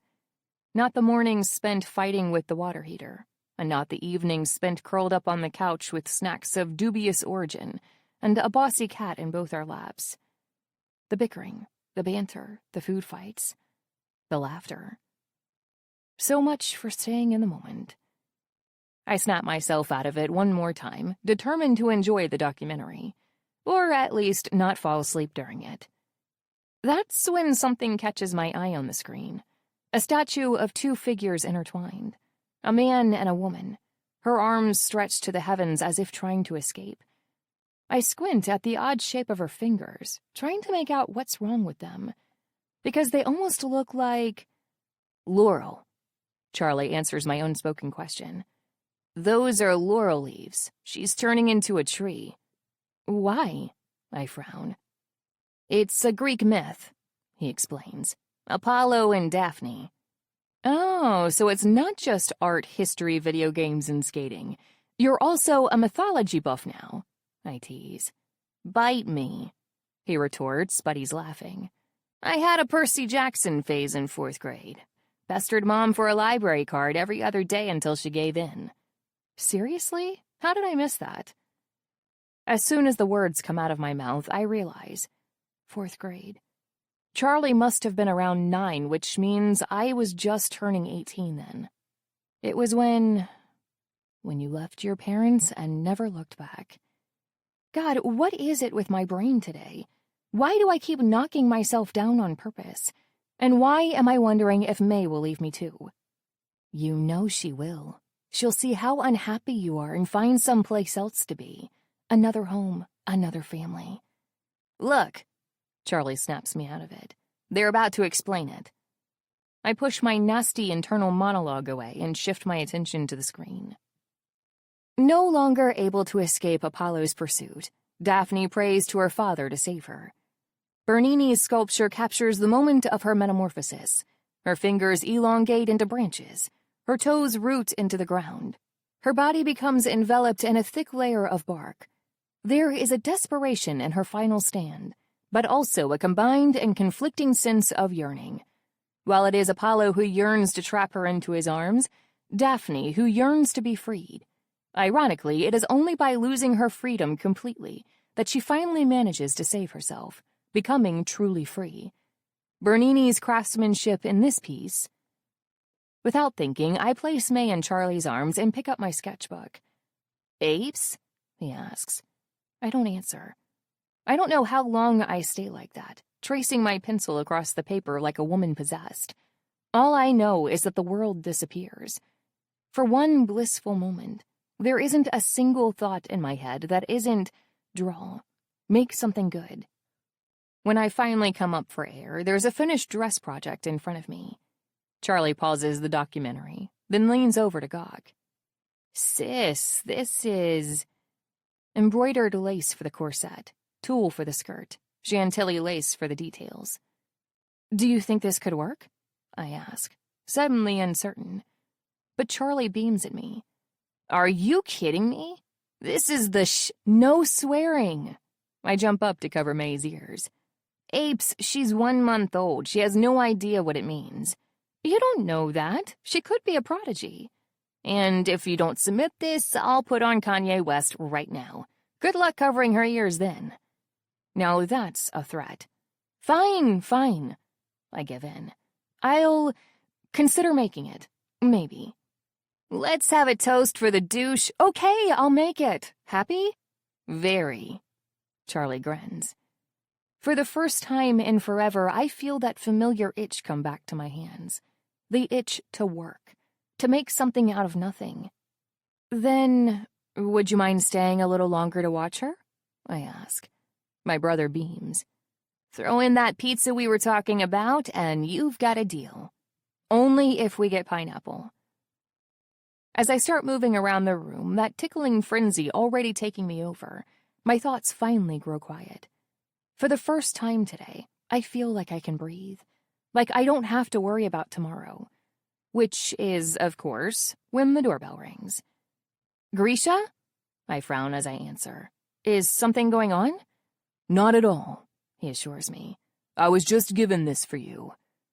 He holds it out formally, all butler-like. And that's fine, because this is Grisha we're talking about, right? Except that in his hands is an oval golden plate, and on top of that, a sealed envelope, I mutter. Very old-fashioned, Grisha comments, not without a little admiration. Does it say who it's from? It's a stupid question. Deep within, I already know. I take the envelope and rip off the wax seal. Charlie hovers close, having sensed something's wrong. April, is that? You are hereby invited for afternoon tea at the Flowers Mansion, 13 West 10th Street. Time and details on the back. From my dad, I confirm. And that's not all. What else? Charlie frowns, concern suddenly on his face. I try to find the words, but they fail me. All I have is questions. Why this? Why now? And most importantly, how does he know? It's addressed to me. I swallow thickly. And how does he know about her? And to May. Chapter 19. Matvey. By the time dinner comes along, I still haven't managed to shake off Petra's words. It's death by 1,000 cuts. I keep replaying that conversation in my head, feeling the pain of every jab all over again. Worst of all, I'm starting to wonder if she's right. But you talk to me. You're okay working with me, even joking with me. To April, you won't say a single word. I don't care what delusions Petra harbors about being close to me now. If she's seeing unicorns, that's for her to deal with, not me. But there is one fact here that even I can't keep denying. No matter how hard I try, the anger I feel. With Petra, I'm annoyed. I'm pissed that she keeps getting in my way, whether through stubbornness or stupidity. Every time she opens her goddamn mouth, I'm supremely fucking irritated. But I'm not furious anymore. And it's not because I forgave her. Forgiveness is for those you care about. The truth is, I just don't give a shit about Petra. But it's different with April. Because you know why. All this time, you've known how you really feel. No. I have to stop thinking like this. Letting a lunatic's words get to me isn't going to make me feel any saner. Besides, what the fuck would it matter if they were true? April kidnapped my child. She discarded me. She threw away everything we had like it was nothing. Only because you threw it away first. Matvey? April's voice snaps me out of my thoughts. Are you okay? Is all I have to offer. I keep eating my food in silence. I focus on my plate. I do everything in my power to take my mind off the bane of my existence, even as she's sitting right across from me. But clearly, April has other plans. You know, something came in the mail for me today. She starts again. An invitation. I don't know how else to signal that I don't give a shit, that I don't want to fucking hear it. Her voice, her thoughts. I want it all as far away from me as possible. She fiddles with her napkin, drawing my eyes to her chest, to her blouse, a size too small, that leaves nothing to the imagination. I was just wondering if you'd want... No. April flinches. No? You haven't even heard... I don't want to hear it, I snap. I don't want to hear a single word from you. I don't care what you have to say, unless it's about the baby you fucking stole from me. Are we understood? It's like a metamorphosis takes place. April shifts from meek and timid to the picture of fury. A hair-turned mama bear. Are we understood? She echoes with disdain as she stands. Are you kidding me? The baby I stole from you? How about you get off that high horse of yours, then come back down to earth and talk to me like a human being? Like that's not exactly what happened. I grit, knocking my chair to the floor as I rise to meet her. No! She roars back. It's not! I'll tell you what happened. You married someone else! You let me think you'd knocked up another woman, then started treating me like garbage. That's what happened! With every word she spits, every venomous dart aimed at my throat, she steps closer. She strides around the table and glares at me, fury made flesh, the fire in her eyes blazing brighter than a star. A supernova, ready to burn planets to the ground. I step forward too, the same rage coursing through my veins. "And you think that justifies what you did?" I snarl, forcing her back against the floor-to-ceiling window. "Taking my daughter?" I took her from a monster! She screams, loud enough for the entire penthouse to hear.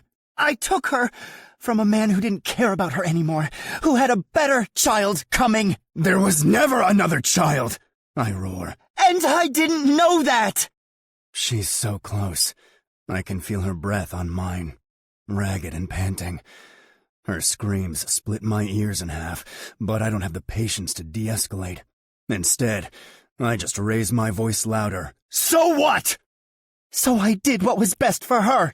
I did what was best for both of us. "And that was getting away from me?" Yes! We're both panting now, yelling into each other's space. Our hands are balled into fists at our sides, April's knuckles so white they almost disappear. From the window, the nightlights frame her like a vision, a vengeful goddess, come to drag me down to hell. You told me you wanted no one else. You told me you wanted me. You said... She keeps listing off my sins, one after the other, voice shattering at the edges like glass, stained and broken and beautiful. Beautiful above all else. "What else?" I rasp. You told me you wanted to live with me. She croaks. "What else?" That you were going to get your things and move in with me. "What else?" You told me that you loved... I kiss her. It's the last fucking straw. I take April's face in my hands and claim her lips with mine, swallowing the rest of her words, swallowing everything. If I could, I would eat her whole. I can feel April struggle against me, her hands curling in the fabric of my shirt before finally giving in. But when she kisses back, it isn't a surrender. It's a declaration of war. I hate you. She gasps into my mouth. I rip her blouse at the seams. "Say it again." I hate you. "Again." I hate you. She hisses as I bite into her neck, half pleasure, half pain, as I hoist her up and press her naked back against the cold glass, tearing the rest of her clothes right off her body. I hate you. I hate you.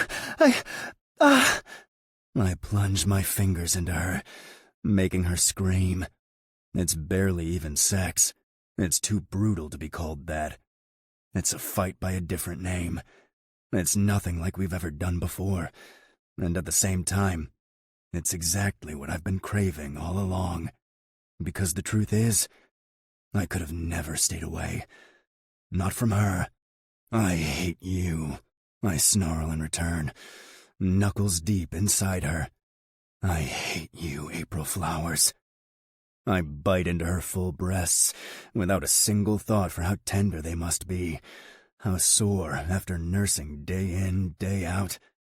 April keens, taken by surprise. Stop that. They might... Sweetness fills my mouth, but I don't stop.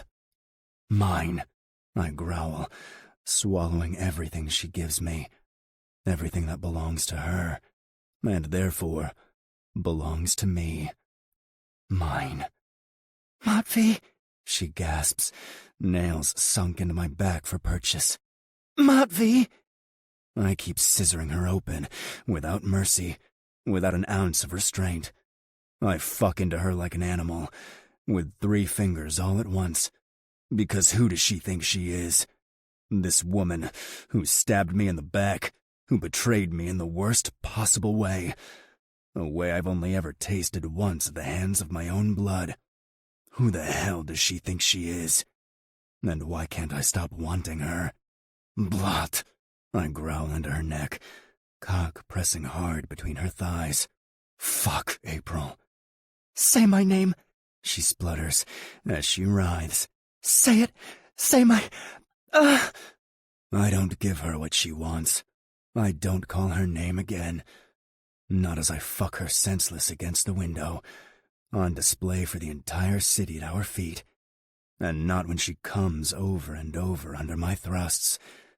Even as she squeezes my cock into a vice grip for orgasm after orgasm, I refuse to call for her. But inside, it's all I'm calling for. April, the woman who will be the death of me. The woman who already is. Chapter 20. April. After that, it's a landslide. We can't keep our hands off each other. Like, we literally can't. The second we're in the same room, that spark we've worked so hard to deny flares up hotter and brighter than ever. It's exhausting. It's terrifying. And it's sexy as all hell. I hate you, I gasp into Matvey's ear as he hoists me up on the table. Not as much as I hate you, Matvey growls back, clearing the table with one fell swoop of his arm, food and plate shards scattering everywhere on the floor. Needless to say, these activities aren't exactly confined to the dining room. There isn't a spot in the penthouse that we haven't, rechristened. So far, we've made improper use of the couch, the carpet, the shower, all four walls, and the washing machine. Yes, while it was on.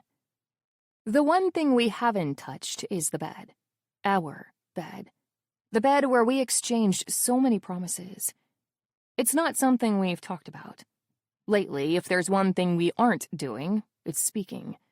Hell, I haven't even managed to bring up Dominic's invitation again. The heights of our conversation so far have been scathing exchanges of insults, often without clothes on. But is it really so bad that we're letting our bodies do the talking for us? Yes, yells the last scrap of my self-awareness. You need to clear the air, not heat it up. If only it was that simple. One night, I haven't tucked May into bed for 5 full minutes before I feel his hands on me. Rough hands, treating me like a rag doll. Turn around, he snarls.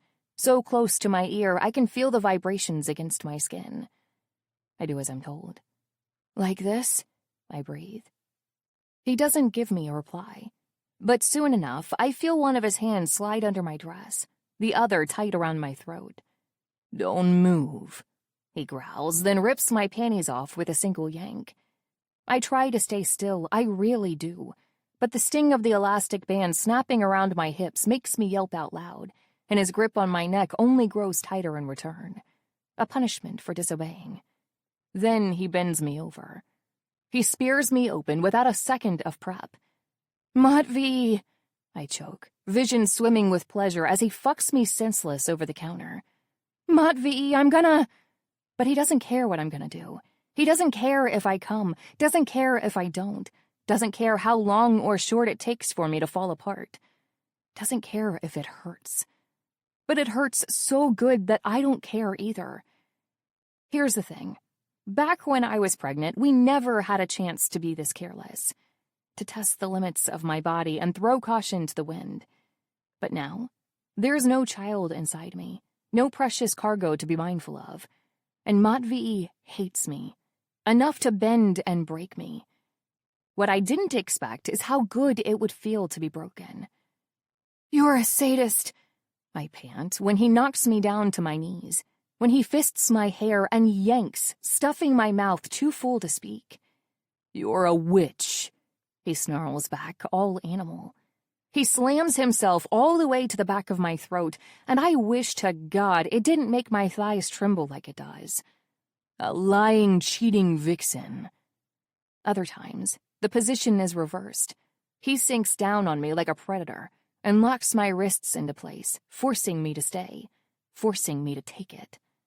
He plunges his boiling hot tongue inside me, and suddenly, I understand what it's like to be prey, to be devoured bit by bit until nothing's left but bones.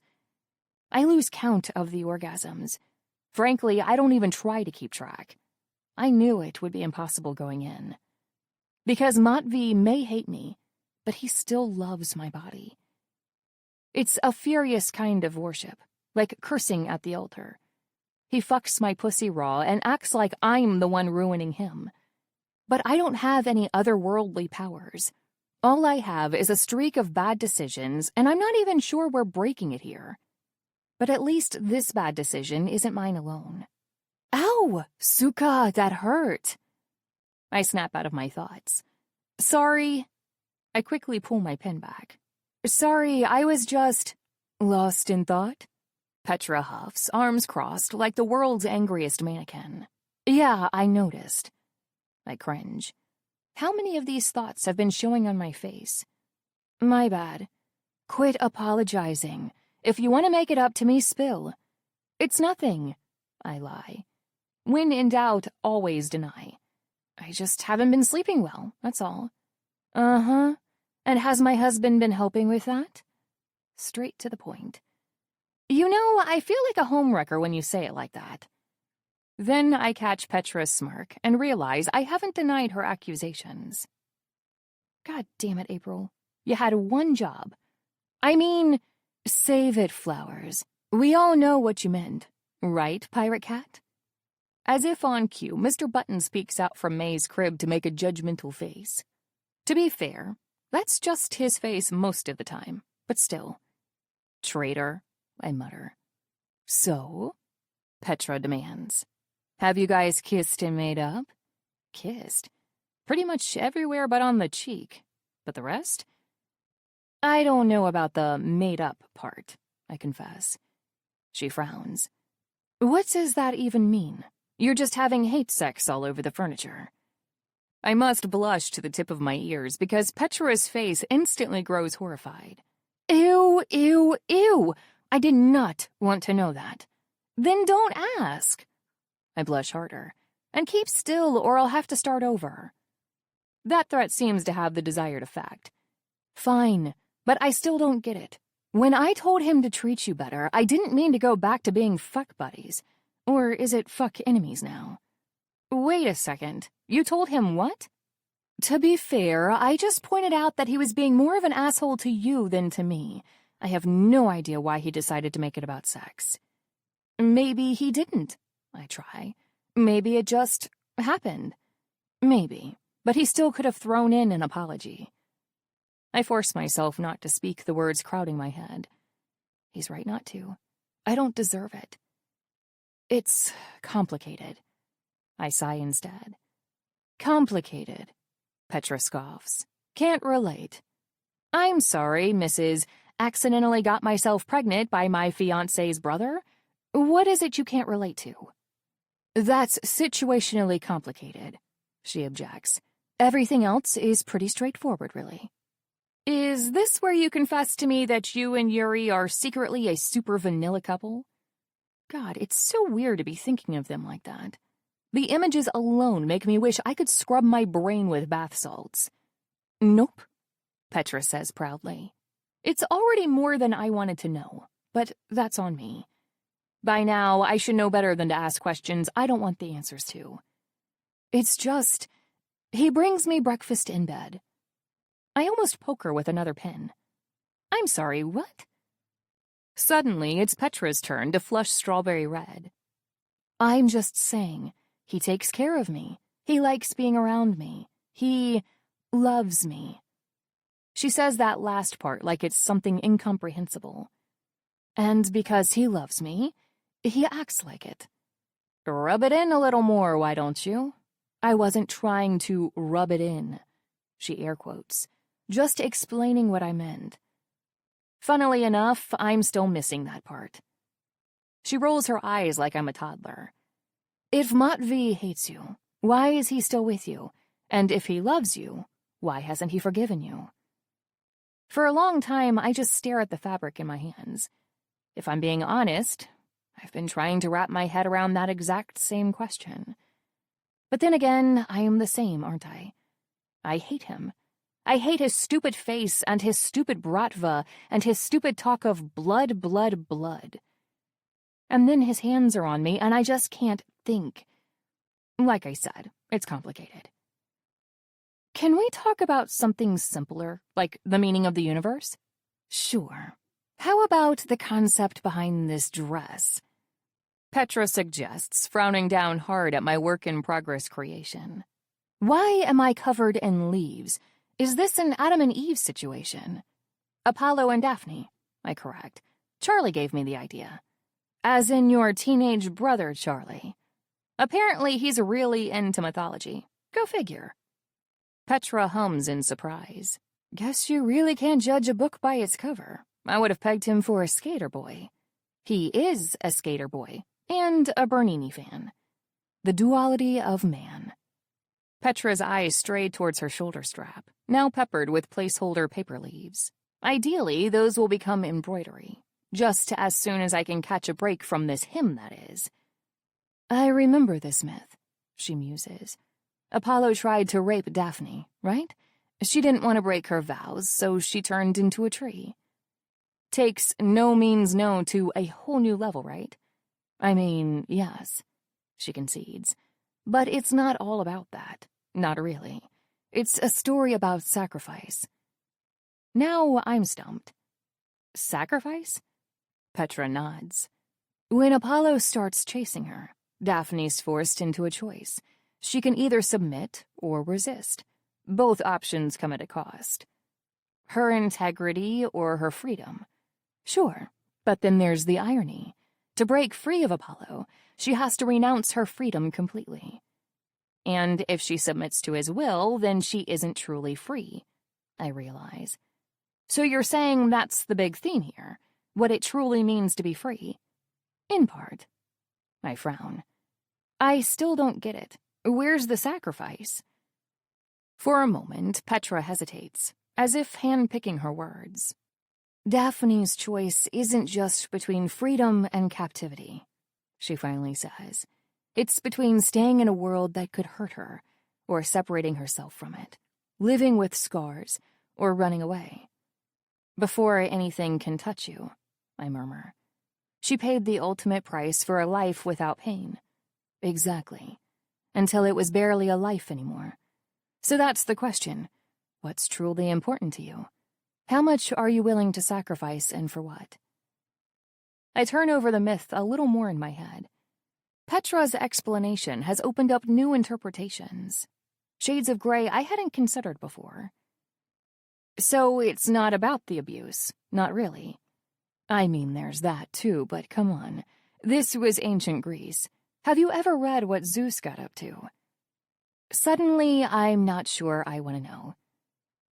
As I get back to work, Petra's words keep swirling in my mind. About Daphne's story, and about sacrifice. About the price you're willing to pay. Then I think of Matvey, of our nights of fire and brimstone, and then our days of ice and snow. And I can't help but wonder, what price am I willing to pay? Chapter 21. April. The Flowers mansion isn't as big as I remember. It's bigger. I get out of the car with May in my arms, Grisha holding the door for me. My eyes wander across the huge courtyard, struggling to take it all in. Even after all these years, this place still makes me feel uneasy. A stranger in a strange land. I never felt at home here. Hell, I never thought I'd be back here, where nothing holds a single good memory, where there's trauma waiting behind every door. But then the invitation came, and I couldn't say no. If there's even a small chance that my father wants to make things right with me, that he wants to be a part of May's life, then I have to give him that chance. Doesn't make it fun, though. Here we go, I mutter. Will you require assistance? Asks Grisha. I shake my head and smile. Thanks, but I think I'll be okay. Big place for someone to visit on their own, he observes. You might get lost. On my own. It's weird hearing it from someone else's mouth. How alone I am. True. We had a few gardeners that never returned. They say it's the south hedge, swallows them whole. That sounds frightening. Shall I call Matvey, then? Matvey. Just the thought of him makes my heartbeat freeze. I tried to tell him so many times that this was coming, that I wasn't ready, that I didn't want to do this alone. But he never listened. It's fine, I reassure Grisha. We'll do fine. He acquiesces with a small bow. I'll be right outside. Then, with my baby swaddled to my chest, I take a deep breath and step through the gates. "Wonderful to see you again, Miss April. May I take your coat?" In the Flowers mansion, you can't go 2 steps without encountering staff of some kind or other. When I was a kid, it was just the cook and maid, but after Grandma passed away, the ranks filled up considerably. A butler, a footman, a dedicated laundry maid, an army of nannies. It's like Regency England crashed into the Upper East Side through a rift in space and time. Any minute now, I'm half expecting to run into the Duke of Hastings. Thanks, Jonathan. My coat is kidnapped to the guest wardrobe. I hold on to my bag. Diapers aside, it still has my sketches. If Dominic forgets I'm here, as he usually does, at least I'll have something to do while Grisha brings the horse-drawn carriage around. "Someone will be with you shortly," Jonathan says. Mm-hmm. I know better than most what shortly means around here. Just making it from the dining room to the closest bathroom is enough of a trek to give you bladder rupture. With that in mind, I sit. I notice May looking around with curious little eyes. Everything must seem so sparkly to her. The immaculate floors, the hanging chandelier, the gold buttons on the staff's uniforms. If Matvey's place screams money, this mansion takes it up a notch, broadcasting one word only: opulence. Another reason my father and grandmother didn't see eye to eye. Back when I used to live with Maya, we never splurged on such luxuries. Not because she didn't have the money, but because we didn't need anything more than we had. Our little brownstone made us happy, and we made each other happy. That was enough. What nest egg Maya had left, she was keeping safe for the future, hers and mine. But now, Maya's gone, and my future is a golden handrail on a staircase. Shh. I hum to soothe Maya's sudden fussing. Sometimes I think she's almost too attuned to the emotions of the people around her. It's okay. Maybe he's forgotten about us. Maybe we can go home soon. The words haven't been out of my mouth for 5 seconds before a rumbling voice calls my name from the top of the stairs. April! My head snaps up. He's here. And he isn't alone. April, dear, how long it's been. Nora. Arm in arm, the couple descends the curving staircase. They're the picture of elegance and grace, their steps small and measured. As they make their way down, Nora's manicured hand delicately follows the line of the handrail, her luscious ebony skin jutting out against the gold.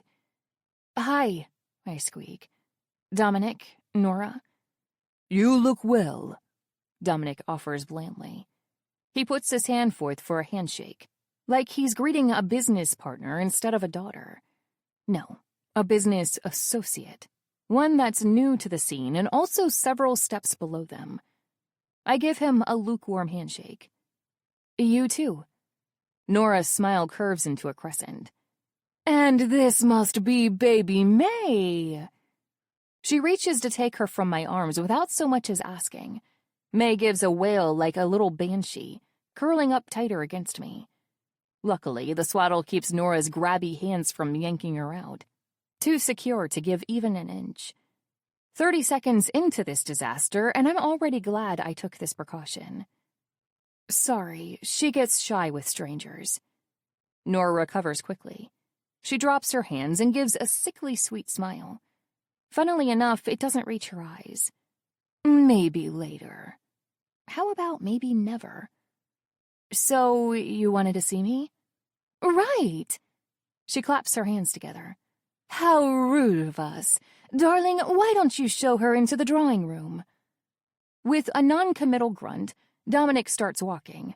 Nora's arm hooks into mine, her sharp nails digging half-moons into my skin as she kindly leads the way.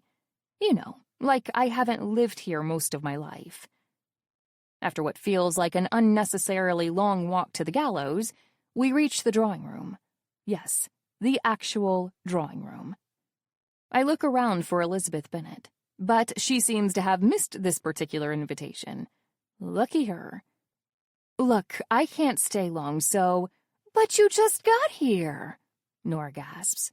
And the girls were so looking forward to seeing you. Isn't that right, girls? Suddenly, I hear it. Giggles. My blood freezes. It's like that scene in The Shining, but worse, because at least the protagonist there didn't have a childhood trauma about twins. And these twins? I bet there isn't a ghost out there they couldn't scare back into their grave. Hi, Kate, Diana. More giggles. Hi, April. They chirp in unison. I swear to God, it's like they practiced this. Is that your baby? Kate asks. She's paler than you, Diana remarks. Her hair is lighter and shorter, no pigtails. Why aren't you wearing pigtails anymore, April? Yeah, we liked them. Liked them lots. Like is an understatement. I don't think I've spent a single day here without one twin hanging on either pigtail, tugging like their lives depended on it. It's one of the reasons I don't wear my hair like that anymore. No hairstyle is worth getting scalped for. I suppress a shiver and force myself to smile. Yeah, I know. Girls, give our sister a breath. Don't you see she's tired?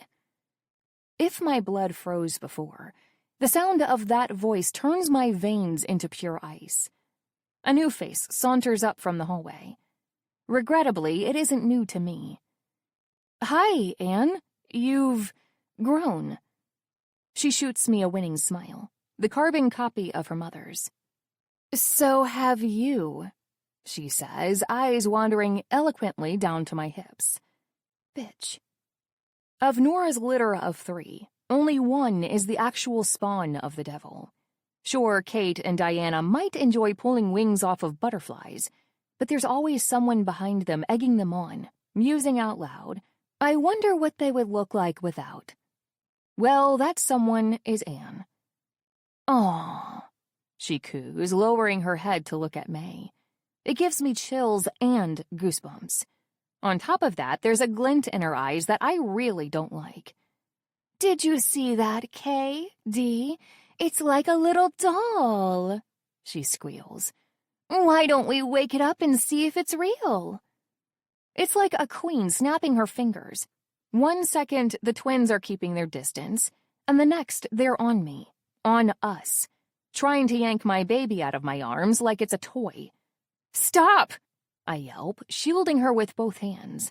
You'll... Wah! As if on cue, May starts screaming bloody murder. She's always such a quiet kid, so it stuns me to hear her like this, distraught to the point of tears. Oops. Anne smirks, poking her on the cheek. Guess it is real. That smirk. I've been away for so long I almost forgot what it looked like. Anne's innate cruelty. Or maybe it's not innate. Maybe it's exactly the kind of virtue her mother wanted her to learn. Please just don't touch her. She doesn't like it. Oh my. Did we do something wrong?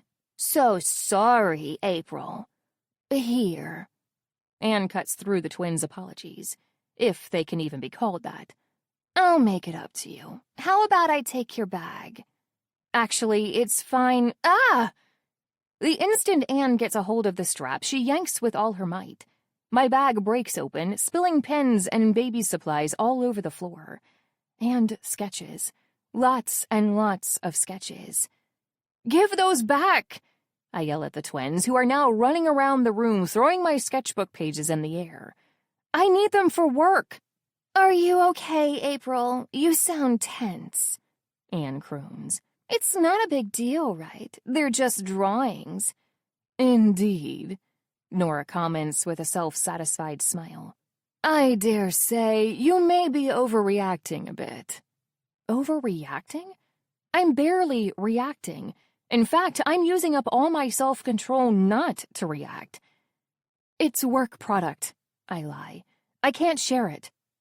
It's not a complete lie, though. Those are my sketches for the contest. Technically, it's my work product, no NDA signed whatsoever, but it still makes me uncomfortable to see it in my half-sister's hands, to see anything of value in their hands, especially if it's of value to me. Another reason I'm glad for this swaddle. If they had their way, that would be my baby right now being tossed from one set of arms to another. I can't even bring myself to think about it. I gather up as many papers as I can and stuff them hurriedly in my bag. If there's nothing else— Nonsense, Nora tuts. You are staying for tea, aren't you? I glance in Dominic's direction. I am? Dominic looks between her and me. As always, it's an easy choice. Whatever the missus wants.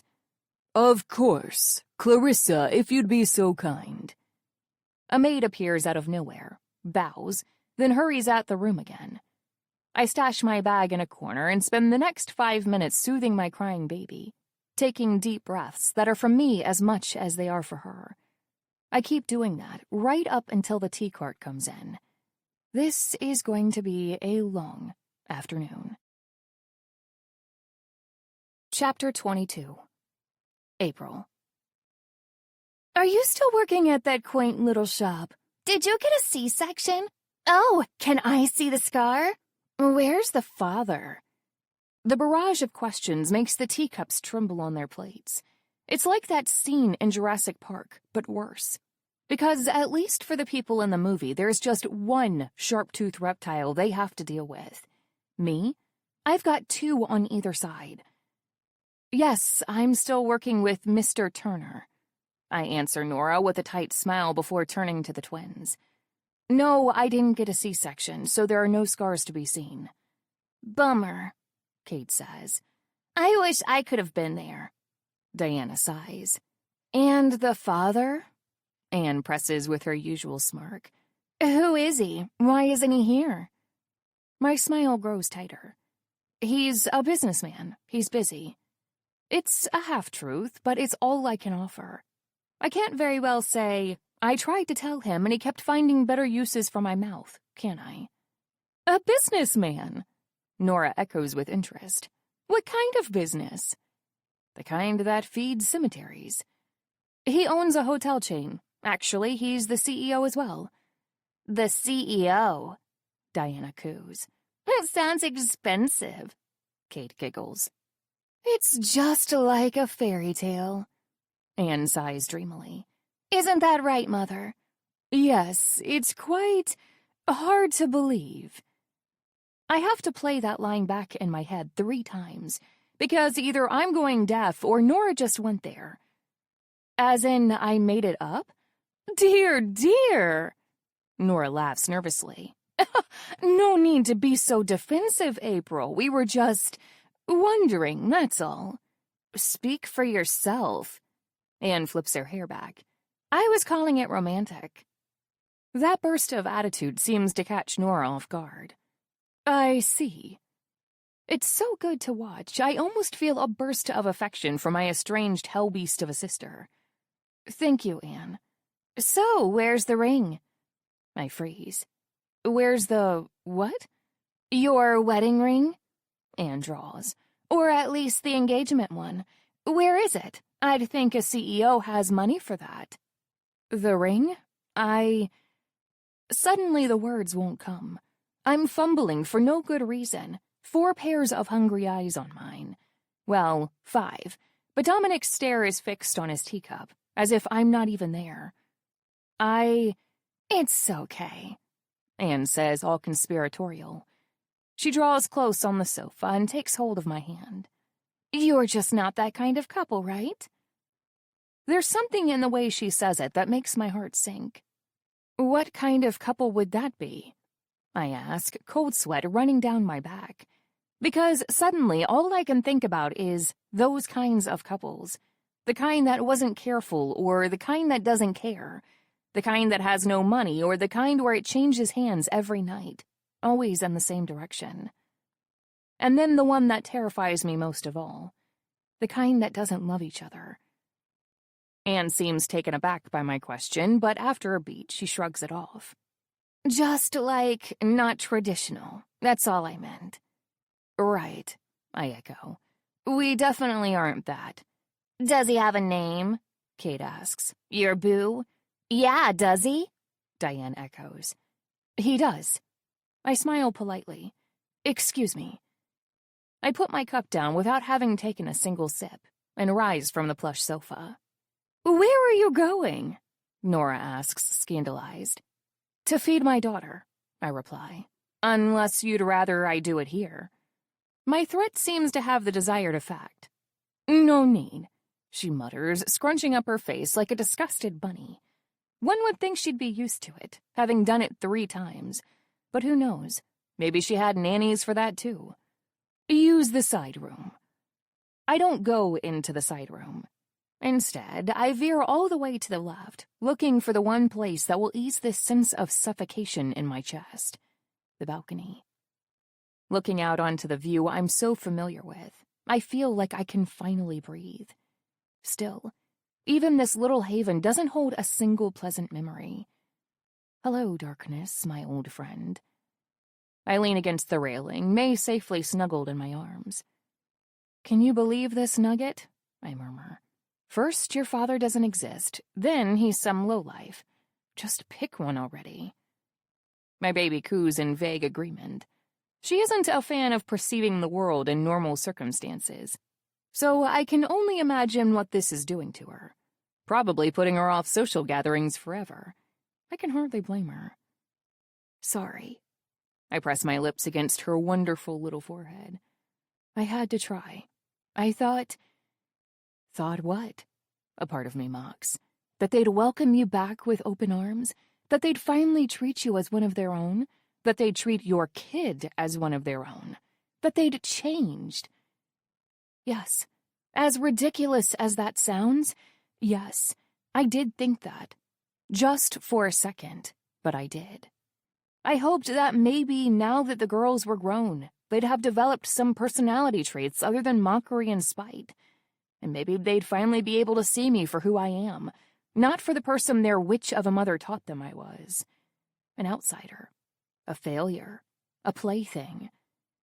And if not them, then at least... As if on cue, a familiar voice drifts out onto the balcony. April, are you still... feeding? The sheer level of discomfort in that word is enough to make me laugh, though it doesn't last long. I'm decent, if that's what you're asking. With an uneasy nod, Dominic steps out to join me. For a beat, there's silence.